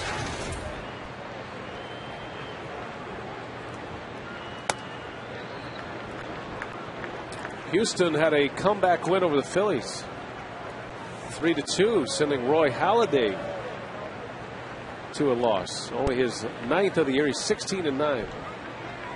Jay Happ beat Roy Halladay, the former Philly. Jay Happ. Poetic justice. Yeah, a 3-2 Astros win. They had a long one yesterday. Crazy game last night. Yeah. Huh? Yeah. Extra inning game. Roy Oswalt actually played left field for the final 2 innings of that game last night. As Katara strikes out looking, and Hiroki Kuroda with his best inning. 3 up, 3 down, 3 strikeouts.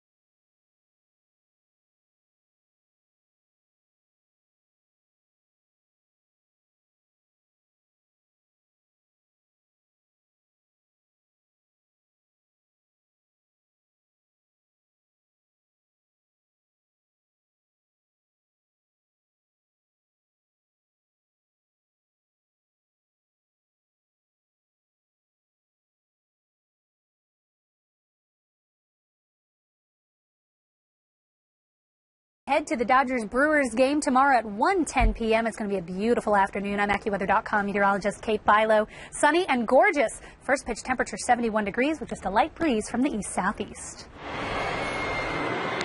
And fans, we remind you that if you want the Brewers weather forecast sent to your phone, you can text keyword forecast to short code 234234 and click on the link.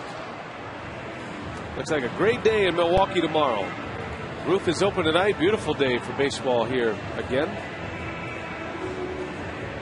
You know, you're talking about Mike Pagliarulo and Teddy Higuera. I got a message from my R&D guy up in Oshkosh. I owe Mike Pagliarulo an apology because he was 5 for 20 against Teddy. A home run, 5 strikeouts. So he had 250 off Higuera. I think most of those strikeouts came in one game. Well, maybe only when you caught. That I remember. I think Teddy got him 4 times one day. I know it was 3. But you're only responsible for what you remember. Right. Well, my apologies to Pagliarulo because, not many guys were, 5 for 20 against Teddy. He was that good. I don't think Pags minds at all. You just want to get it right. I remember he had one rough game, but he had some pretty good ones, too.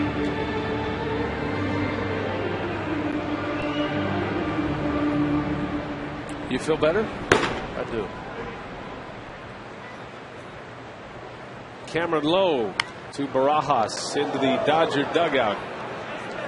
And it's a ball and 2 strikes. Shakes him up.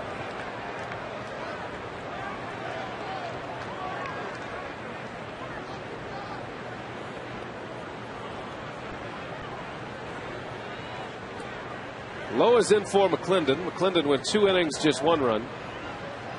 After Wolf went 5. And a bouncer to McGee. Tough little hop. Makes a play for out number 1.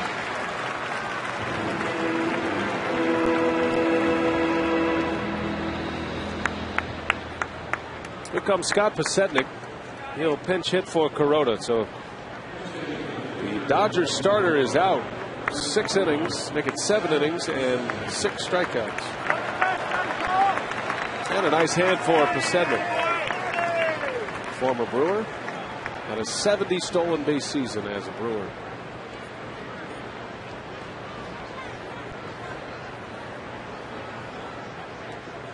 Most likely, Pasetnik will stay in and play left field.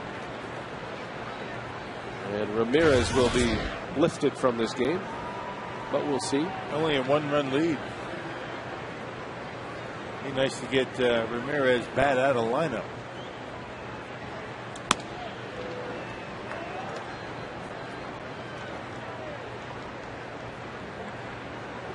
You know who Scott Pasetnik owes a lot of his success on the bases, stealing bases to? Who's that, Rock? Davey Nelson.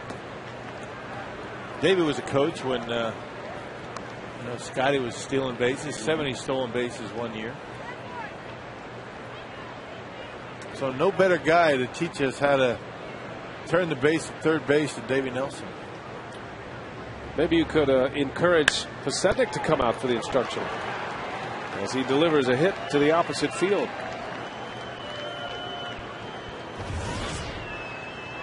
I mean, if he doesn't have anything going on after the game.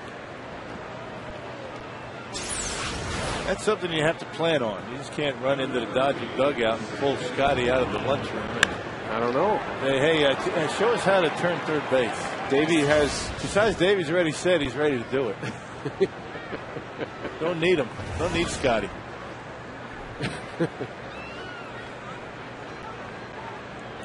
Top of the order here is Terrio.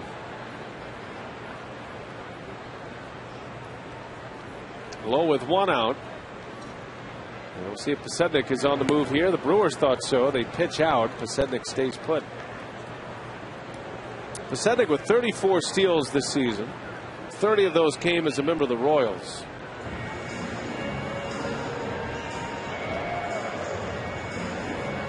A career 75% base stealer. Right on the mark. I mean, anything 75% and over is considered to be very good. His 70 stolen base season with the Brewers was in 04. That was the year after his rookie year, when he just lost out on the Rookie of the Year to Dontrell Willis. Braun is over. He's got it for the out, and Pasetnik retreats. So 2 outs. Terrio retired, and it'll be Andre Ethier now.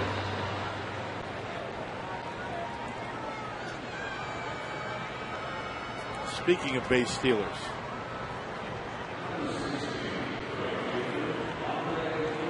Carlos Gomez watching from the dugout. Pasetnik has stolen his age this year. He has as many stolen bases as years on the earth. That's saying something, isn't it? And another pitch out. is that like shooting your age in golf? I don't know, might be. I've never really thought about it until I looked at Scotty Pod's numbers. You're going to have to live a long time, aren't you? What, to steal that many bases? How many people do live to be 130? Keep hacking, Rock. Just keep hacking. I retired again. No, you didn't. Oh, yeah. No. Another sabbatical.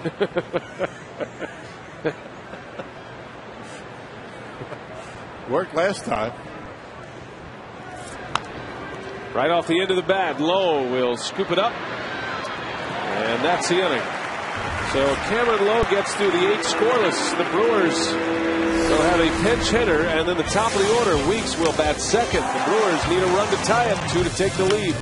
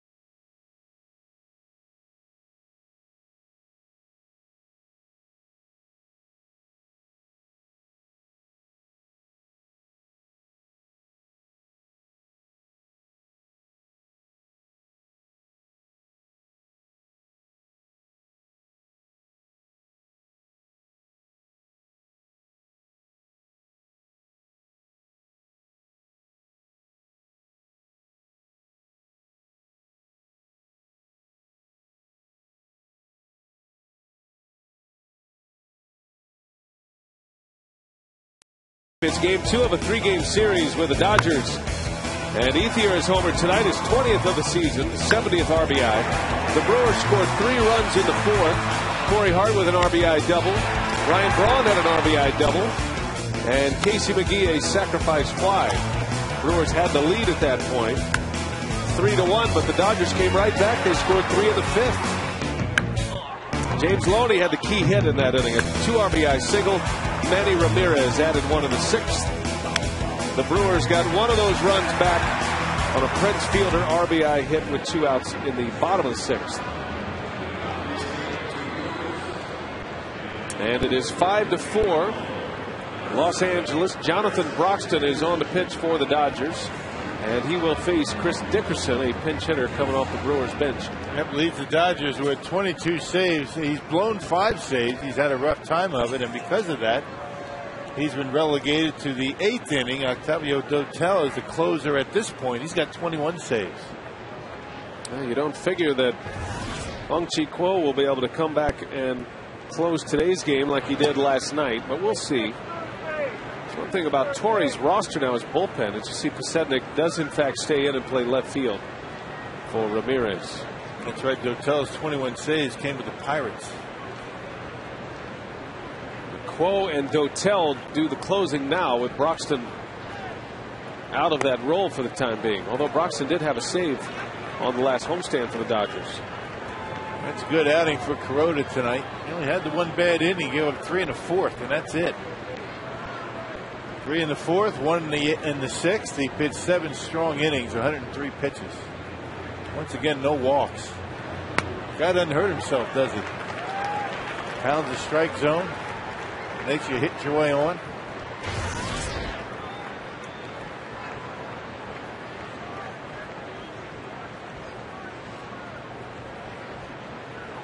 Dickerson pinch hitting here in the 8th inning. The Brewers are down a run. Top of the order coming up next. And a strike from Broxton. You can just tell Broxton's velocity is way down. I mean, here's a guy that was consistently in the upper 90s, and he even would hit triple digits at times. Yeah, 97, 98. He's at 94. Makes a big difference. And that is a strike. It's 3-2 to Dickerson. Hoffman and Axford both getting loose. I guess it all depends on the situation. Tie game, 1-run lead, 3-run lead. Could be either one of them. We don't know. Back up the middle, and Terrio is right there. Dickerson retired.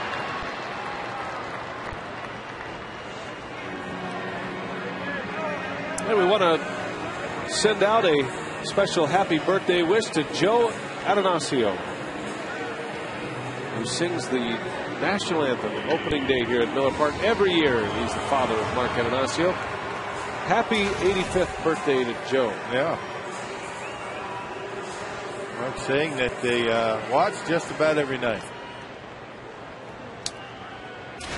So with that in mind, the Brewers hopefully have a rally for Joe on his birthday.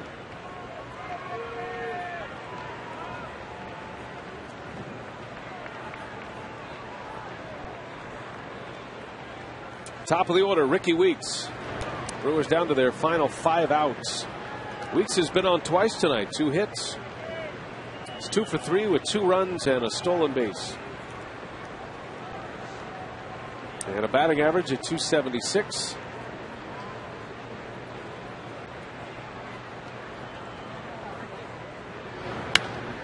Popped him up center field.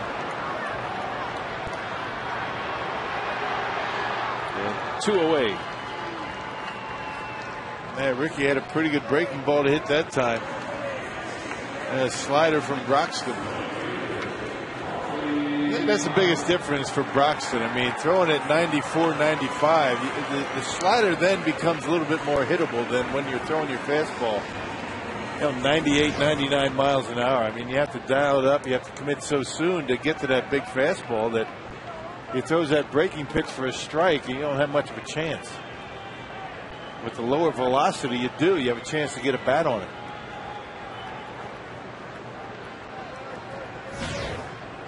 Corey Hart with 2 away. And Broxton starts him with a strike. There's his best fastball of the night. Broxton gave up 2 runs in his last outing against the Reds, 2/3 of an inning.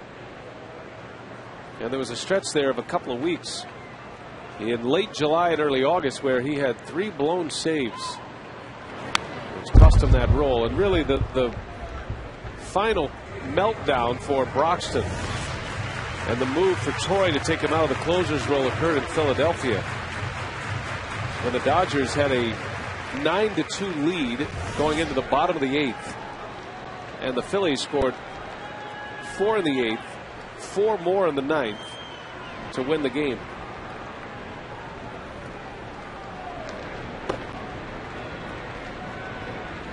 Sherrill's another guy who has closed games in the big league successfully.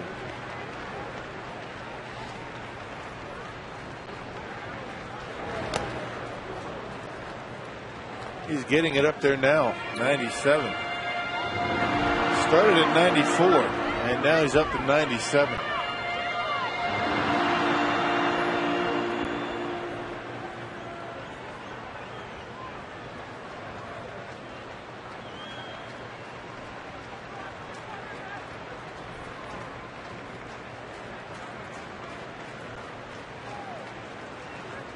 No balls, 2 strikes on Hart.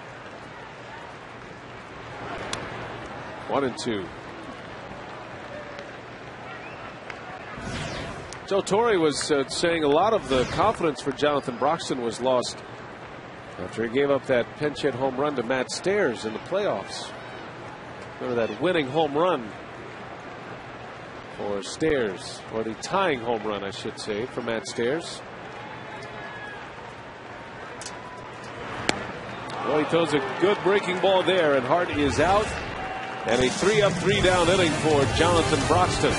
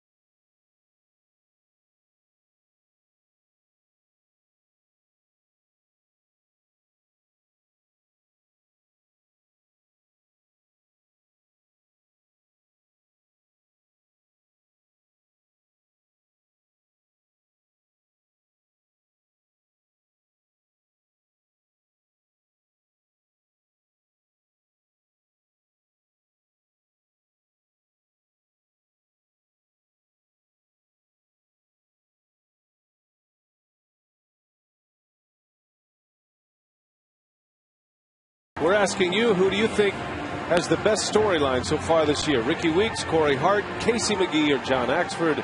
Type the corresponding letter via text message to 234-234. We'll give you tonight's final results in our Brewers Live postgame show, and we'll have the results over the weekend. So we want to hear from you. Trevor Hoffman is in the pitch for the Brewers as we head to the 9th inning. The Dodgers lead 5-4. And Hoffman matching up against a familiar foe from the National League West after 16 years with the Padres.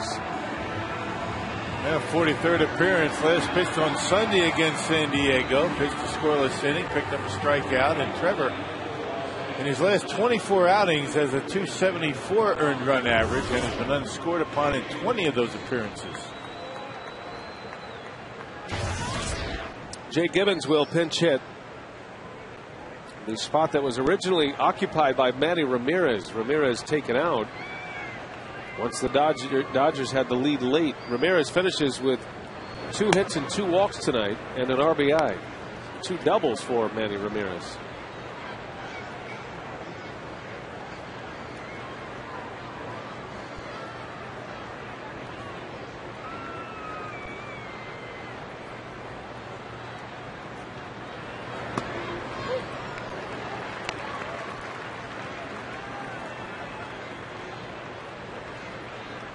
Now the Brewers will have Braun, Fielder, and McGee coming up in the bottom of the 9th. Trevor trying to hold it down here, keep the Dodgers at 5 and give the Crew a chance.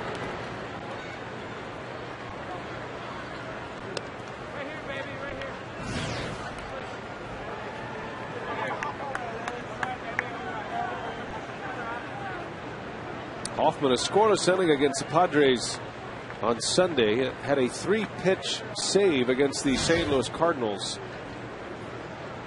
last Wednesday, a week ago tonight. And Trevor's been able to use his fastball well. That's one of the reasons he's pitching so well, the command of his fastball. On the corners, particularly the outside corner, and change those down in the strike zone. And he came in that game in St. Louis, bases loaded, 2 outs, and got a 3-pitch strikeout. Well, he walks Jay Gibbons on 5 pitches. Now the Dodgers have a leadoff base runner for Matt Kemp.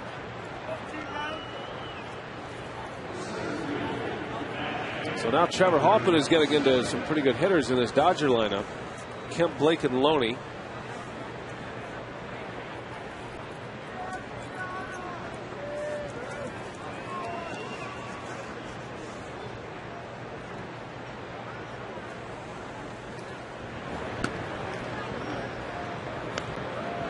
Matt Kemp hit a long home run last night, high off the scoreboard in center field. Tonight he is 0 for 3. He does have a sacrifice fly. More like a sacrifice line drive is what it was back in the 5th. In the air to right center. Kane, he's got a long way to go. He'll run it down. A basket catch from Lorenzo Kane. Boy, every time I see Kane, I have visions of Devon White. Right, that's how he used to get into the glide. Just glides like almost like a gazelle out there, just picking up, making up a lot of ground in one stride.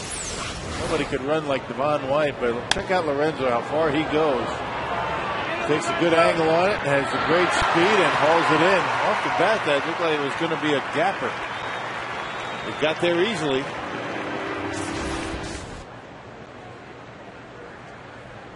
Covers a lot of ground in a short amount of time. Casey Blake with one away. Mike Cameron told Lorenzo Kane, make sure you do all your work before you get to the baseball.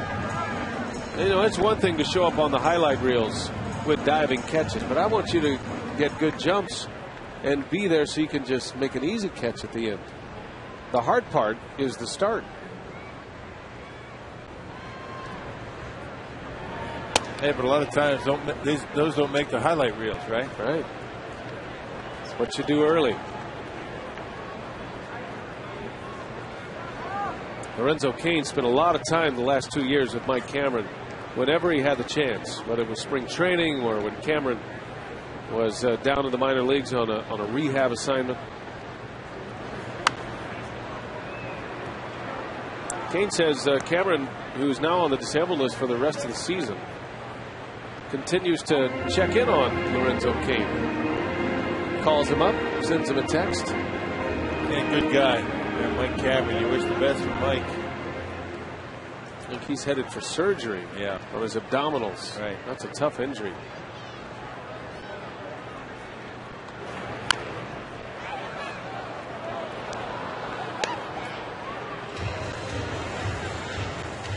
Somehow the Red Sox have been able to hang in there. They did lose tonight in the first game of a doubleheader, 4-2 to the Mariners. Oh, I'm sorry, it's a makeup game tonight.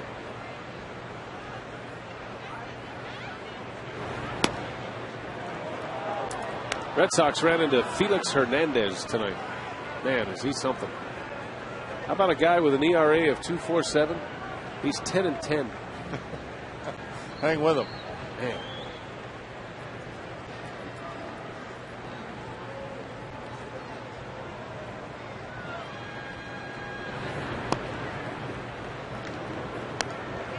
Red Sox didn't lose any ground. The Angels beat the Rays 12-3, and the Yankees lost to Toronto 6-3.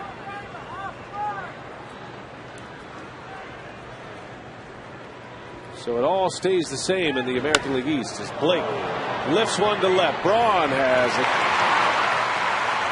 And back to first goes Gibbons. Ryan Braun runs it down at the track, out number 2. And playing deep with Casey Blake at the plate, able to get back and make it easy. Casey Blake hits this one right on the screws, and Ryan Braun going back a few steps and able to haul it in front of the warning track. Speaking of good jumps. Yeah.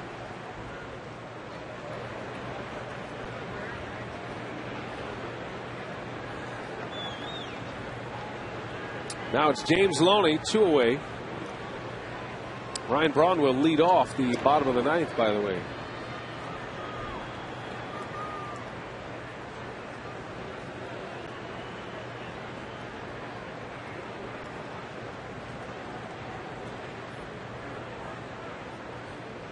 Loney had a key hit in the 5th. He drove in 2 runs with 2 outs. Got a single off Randy Wolf. Wolf went 5 innings against his old club. 7 hits, 4 runs, all earned. And Wolf is still on the hook for the loss.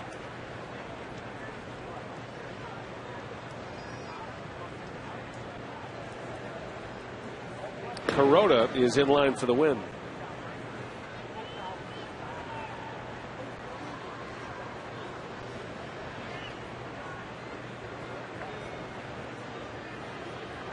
Loney with 2 hits.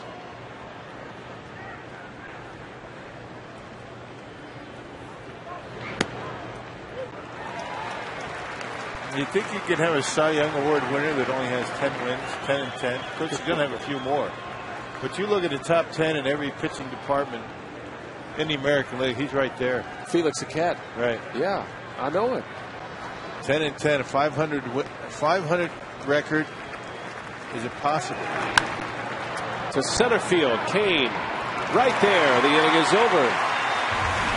So the Brewers are down a run. Hoffman a scoreless 9th, and here come the big boys. Braun, Fielder, and McGee. Can the Brewers come up with some magic tonight? The heart of the order due up.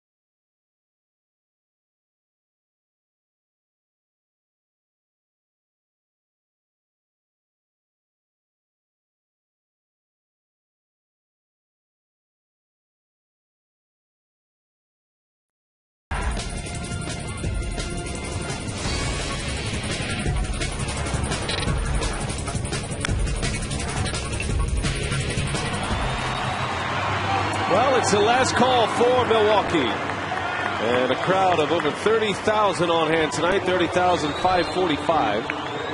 And we might have an inning here with At least 3 different pitchers to get it started. Ronnie Belisario will begin the inning against Braun. Joe Torre looks like he's armed and ready to go matchup by matchup with each batter in this inning. Braun, Fielder, and McGee coming up. The Brewers down a run here in the bottom of the 9th inning. And Joe Torre sends Belisario to the mound with a left-hander and a right-hander in the bullpen. Hey, it could very well see 3 pitches. You're right. When we talked about Belisario earlier, he threw an inning and 2/3 yesterday. And back at it here tonight. And Sherrill probably getting ready for Prince, and then Tavio Dotel for McGee.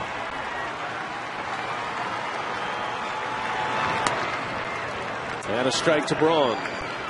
Ryan doubled and drove in a run in the 4th inning. He's 1 for 3 tonight. 75 RBIs now for Braun. And has been swinging a red hot bat. His average is at .296.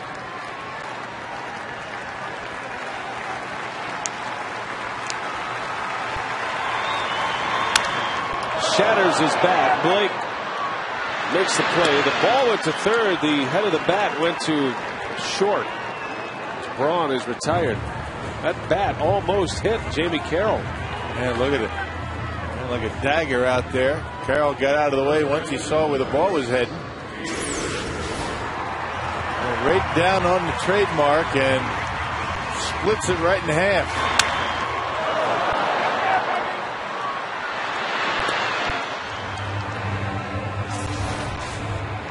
And here comes Joe Torre. So he's going to go to the lefty to face Prince Fielder. And a pitching change in the 9th.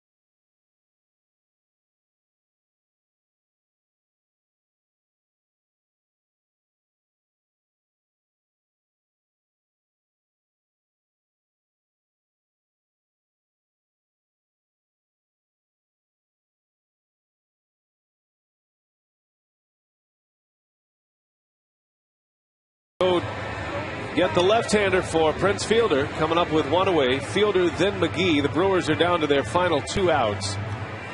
As another former closer in this Dodger bullpen, George Sherrill, is on the pitch. A big earned run average in his 50th game. And not many strikeouts, only 29 1/3 innings in these 49 appearances. So he comes in, gets a left-hander. Left-handed batters are hitting only 185 this year against Sherrill with only 1 home run. Fielder with an RBI single his last time up.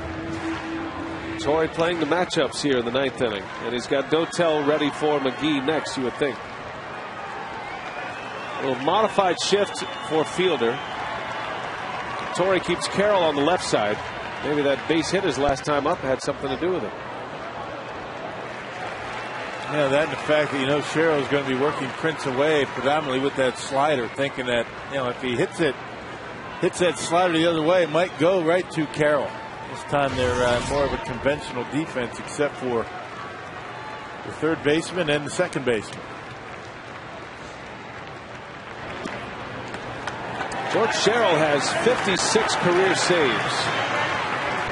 And he joins a group that is used to closing out games. Jonathan Broxton, Octavio Dotel, Hung Chi Kuo. Dodgers have actually gotten saves this year from 5 different pitchers. Sherrill is behind, 2-0. 3 balls, no strikes.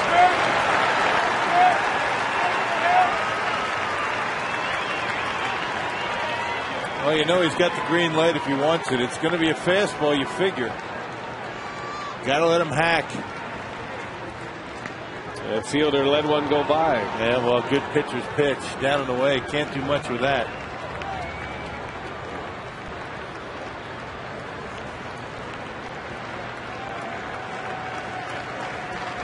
Joe Torre doing all he can without a lockdown closer these days. Going with the matchups. His fielder fouls it away. It's 3-2.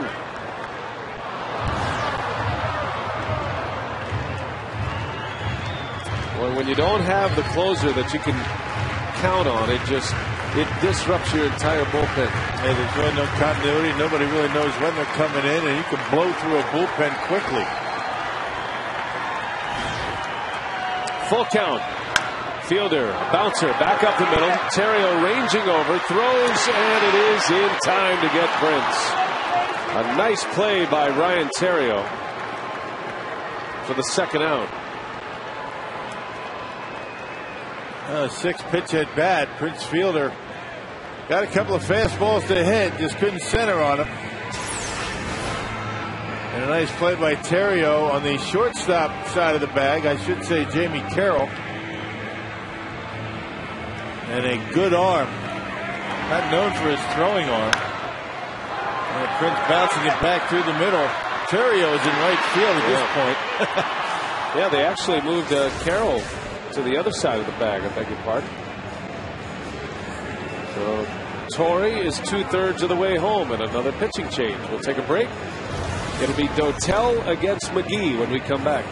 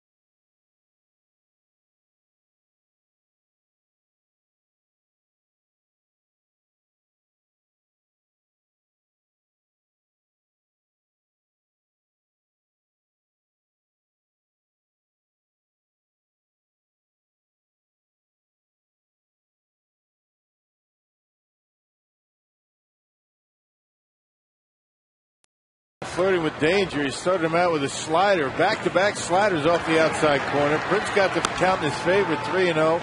You know he had the green light right there, but right on the outside corner. And that was the pitch for Prince. Up in the zone, back-to-back fastballs to Prince, and a nice play by Jamie Carroll. An awkward throw. His momentum going toward third base, but able to get off enough on the throw to get Prince at first.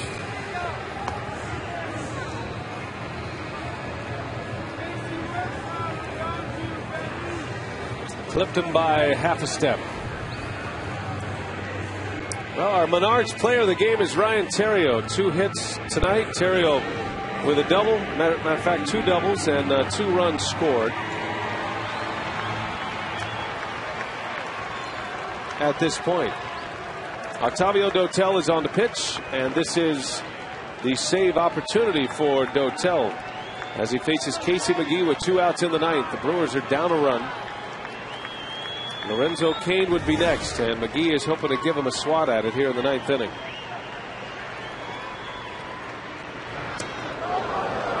Dotel was closing games for the Pirates before Pittsburgh shipped him to Los Angeles in a waiver wire deal. I remember Corey Hart had a walk-off home run off of Dotel and a hanging slider. And McGee into left center field. Kemp is closing, and he's got it for the out. And the ball game is over. Dotel picks up the save, and the Dodgers have won the first 2 games in this series. A 5-4 Los Angeles win. Corona beats Wolf. Dotel with his first Dodgers save, his 22nd of the year. Still much more to come on this game. We check in with Craig Cashon. What do you have coming up for us on Brewers Live, Craig? Boy, a tough way to start out the series, no doubt. Brewers giving up 5 runs each of the first 2 games, but 2 losses on the board. So we'll hear from Ken Mock and see what he has to say about this game. Corey Hart returns to the lineup. That top part of the lineup doing okay. See what's going on with the bottom part when we come back.